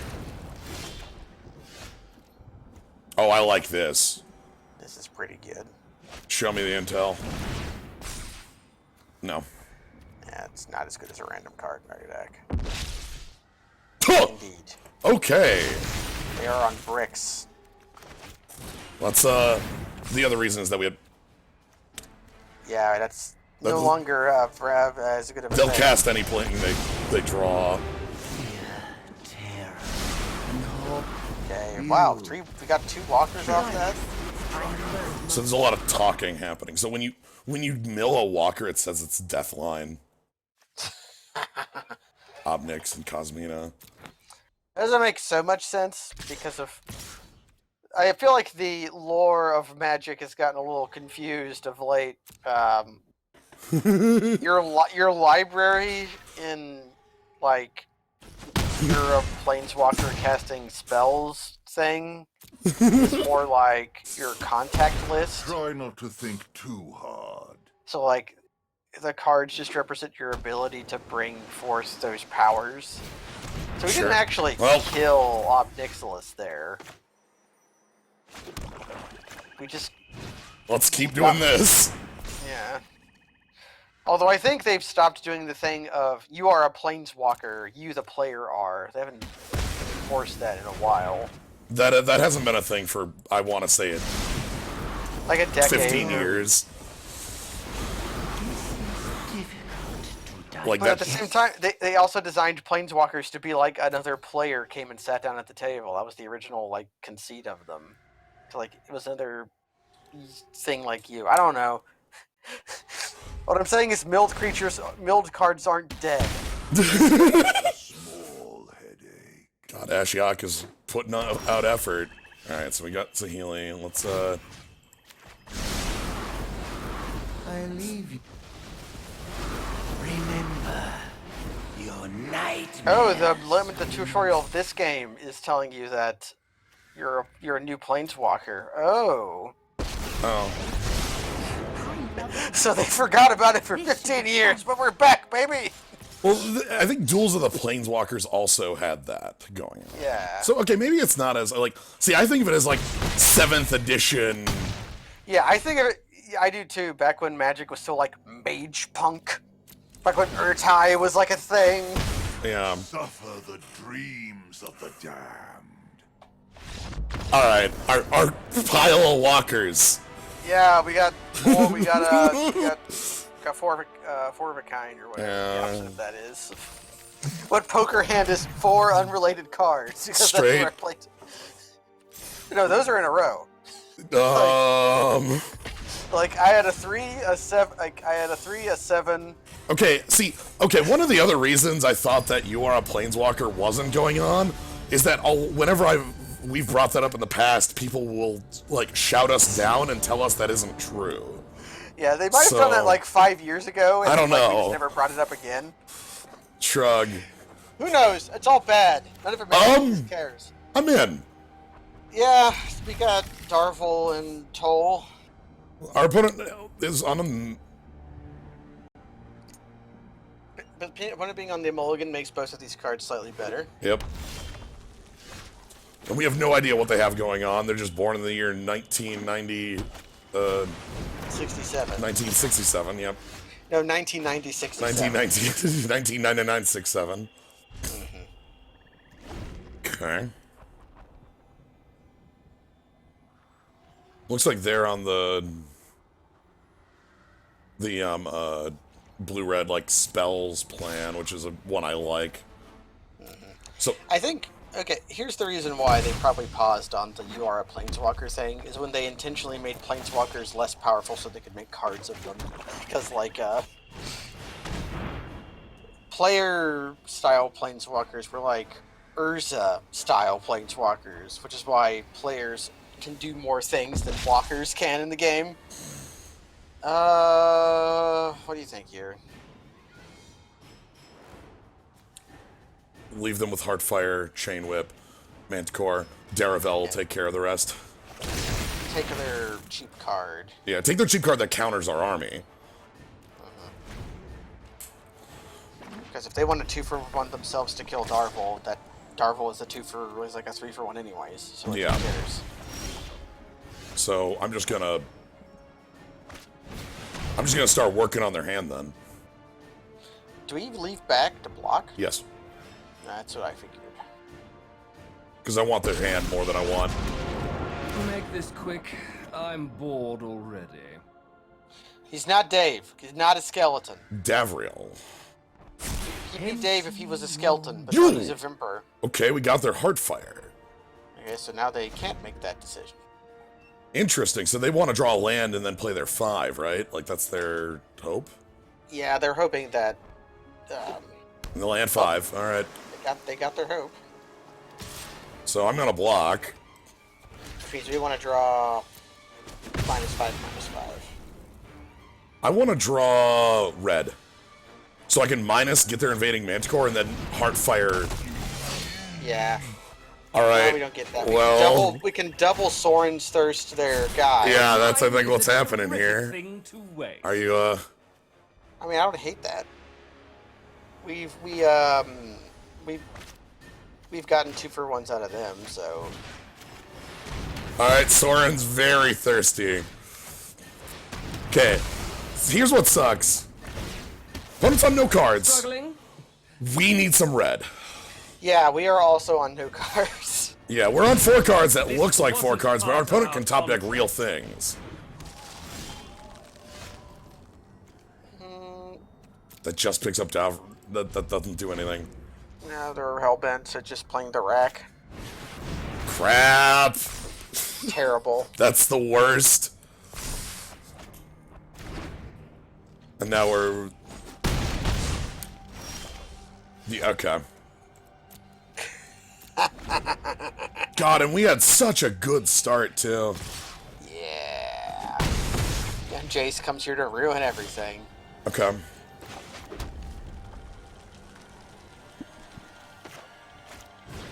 Three cards in hand now. They haven't made land drops, so they probably have counter spells. And this weird is getting out of control very quickly. Scry top, yeah. So it turns out the top of their deck was better than the top of our deck. I think people do a lot of performative hate on Jace. Jace has gotten better. I will say a lot of my hate of Jace was back when they really wanted me to like Jace, and then they made him Urtai.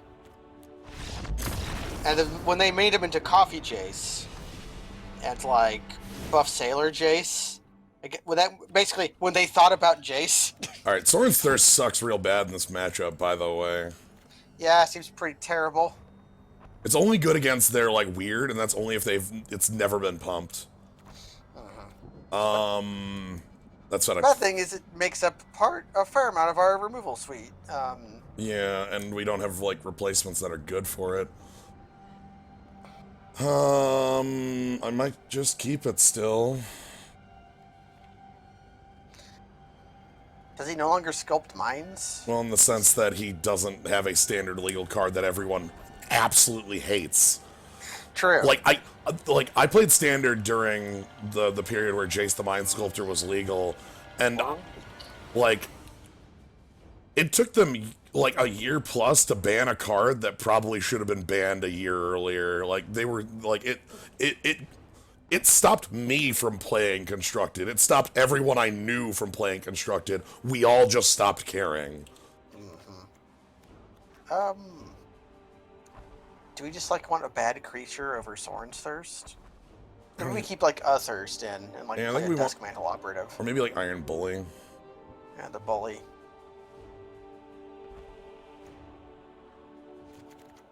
Yeah, like I seriously, every deck in Standard for the year plus that card was legal was either Jace or decks that were built to beat Jace that also played Jace.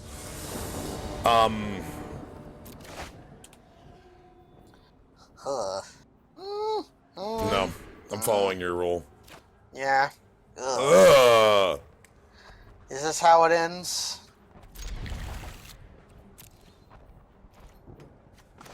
Might be.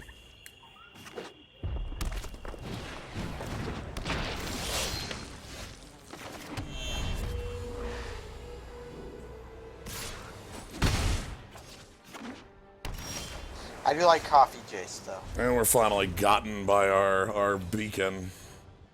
We're gotten by our 2-color deck with fixing for some of the cards in it. Just give me a land that can let me... No, I can't even cast my Soren's Thirst here. Well, we can toll them.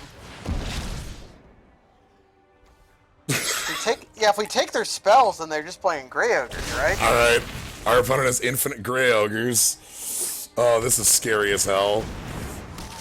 You're not be casting Spark Harvest for black and just like Yeah. our 1/1. Oh, thank God. Or we can get thirsty. That should have been the Burning Prophet, but I wanted the blockers for this, and I was thinking about First Strike. Nah. I think it's okay. Yeah, I mean, the Scry is why. Okay, this just means we block Grim Initiate on Grim Initiate and hold that back. Okay. Yeah, I think we totally make this trade. That gives us a 2/2. Yeah, I would make that trade in a heartbeat, and they know that. Okay.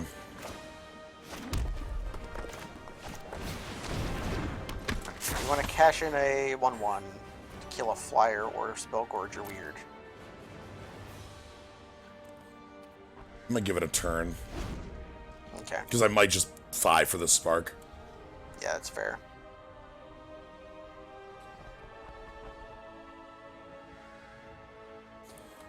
Yeah. Okay. So not only was the format that had Jace in it, like Jace decks versus the unbeatable, like versus the anti-Jace decks, the Jace format had a deck so good that like anyone who was not playing Cobblade was incorrect.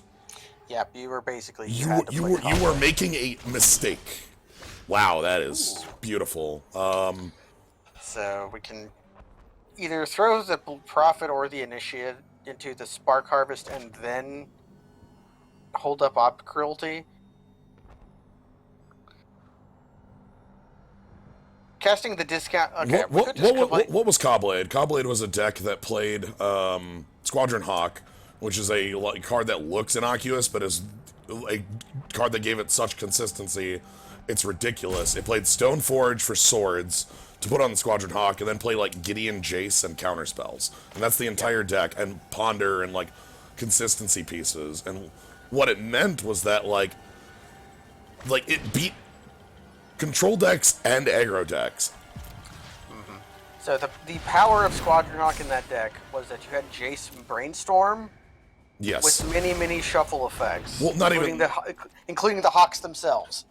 Yeah, not even the shuffle effects. You could just put 2 Hawks back on top, then play another Hawk, draw 2, right? Yeah, so it's like you're turning your Jace Storm into draw Draw 3. 3 effectively. Because Brainstorm with shuffle effects and cards in hand approaches Ancestral Recall. So Squadron Hawk was a 2-mana 1/1 that grabbed all 3 copies of itself from the deck when you played it. Up to, I believe. Yeah, but well, technically, if it said 3, you could choose to. Anyway, Yeah. What do we do here? Do We just like want to get Saheeli down and then something.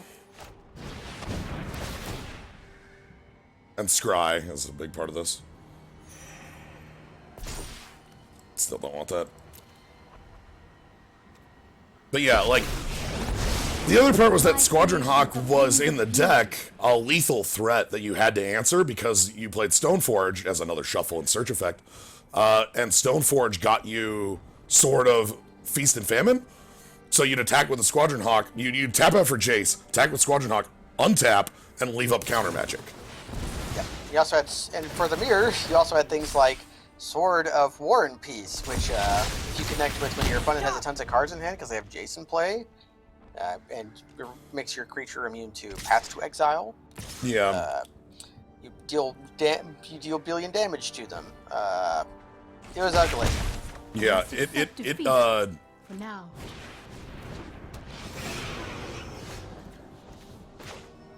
I like casting spells here. Also, yeah, Celestial Colonnade was around. You just had everything. Now we can like aid to pick up a creature in Saheeli, or is Saheeli a creature we want to? We have a creature in the yard. We do not.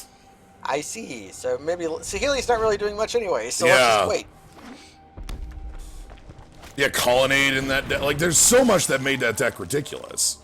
Like, and again, it was a control deck that beat every control deck that wasn't it. It beat every aggro deck. Like, Oh, there's a way to get a creature in the yard. sweet. So I just, like, Grim Initiate to kill their Spellgorger weird. yeah.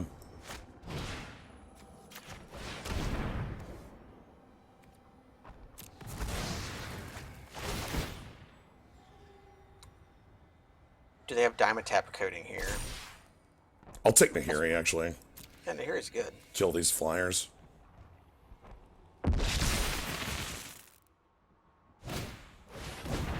No, they do not have Diamond-Tap. They have Rescue. That's worse for us. Yeah.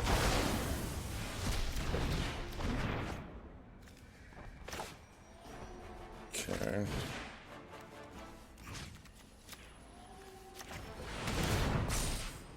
Yep, that's fine. Can you attack? Do you want to attack? Yeah, I'll get in for 3. For like trading here. Yeah. And then they get a 3/3 back. Yikes! Pick up 2 spells, huh? That's pretty nasty. Hopefully they can just like attack here. And we lose our Nahiri. Oh, right. Because it mills 4. Damn! Not only is it like draw 2 extremely relevant spells, but it stops our top deck that would try to get us out of this position. Yeah, so now we're just looking for, I don't even know what. One of the killers about this is that we've been super heavy on removal, but our opponent has had threat, like, has had so many of these, like, hyper-powerful threats that we've had to answer. Yeah. We need, like, 7 removal spells to be able to deal with everything. Yeah, well, what I think the way the texture of this game went is they had a creature-heavy draw at first, so their creatures were, like, mediocre and we were killing them. But we didn't kill all of them, and then they've hit their pocket of spells. Right, and now they've got another... Unlock the Prophet or jump the Spellgorger weird? All of these lead to us losing, but how do we lose less?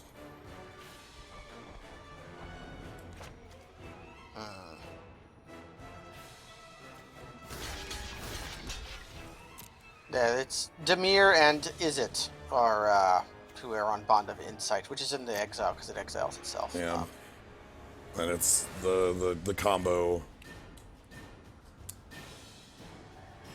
So it's got mill and then recursion on it.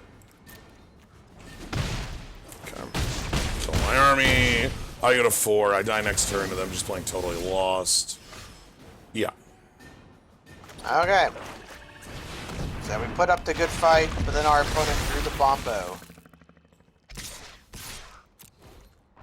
Yeah, they went for allied colored shards. So like Though, like, not shards in the sense that they are representative of the 3 colors. It's just It's just like 2 color pair, the 1 color pair of shard colored guilds. yeah. It's weird.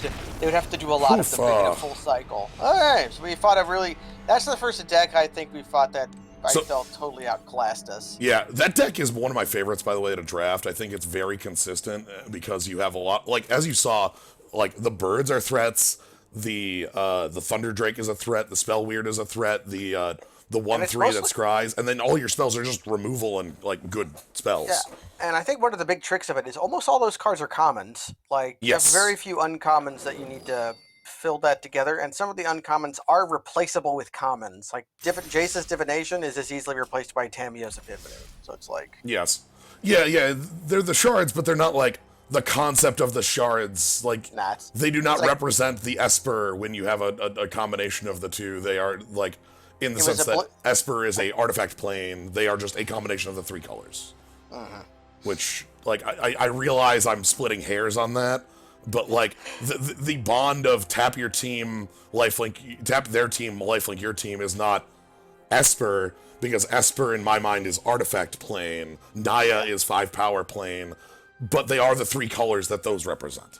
Yeah, so it's like, it's the strongest 1 color thing from those 3 colors. What do we got? We got Dog, we got this card that failed to beat us up because our opponent didn't realize we had Lava Axe. Yeah, if they would have gained 4 life once, they probably would have been fine. Do not defy the desire of an ineffable. This is one of the best rares in the set because it's +1 to make a 2/2. Yep. Or it's just like Spine of Ishtar. Like, Bonds of Passion also bonds. Yeah. It's like a weird one. Ooh, a rattle. I'm all tingly. Hey, Ral. Or just be static. Ral's Outburst is a card I want to try to play in Standard, but probably isn't good enough. Like that Ral comes with Ral's out. I like this card a lot. Because I'm a old-fashioned fan of Prophetic Bolt. I cast that spell a lot back in the day. Already. I won't lose more. Vivian's okay. I kind of wish Vivian was a little stronger, but at 3, what can you really ask for?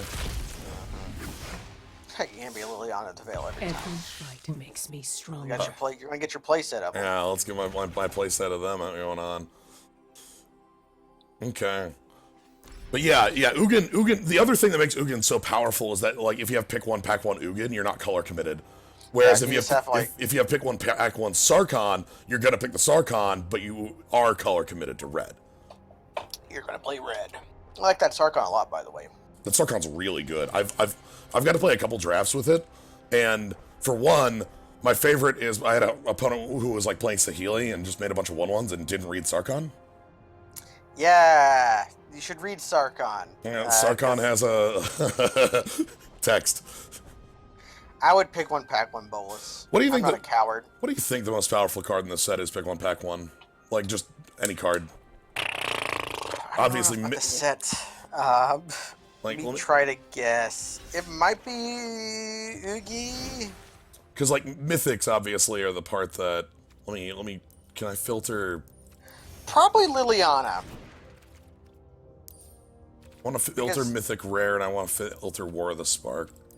Because Liliana was like the card everyone was. Oketra might be. Oketra's the one that is in my mind might be, because this card is just like if you untap, you win. Yeah, and they have to kill it in very specific ways. Liliana, just very flexible and very powerful.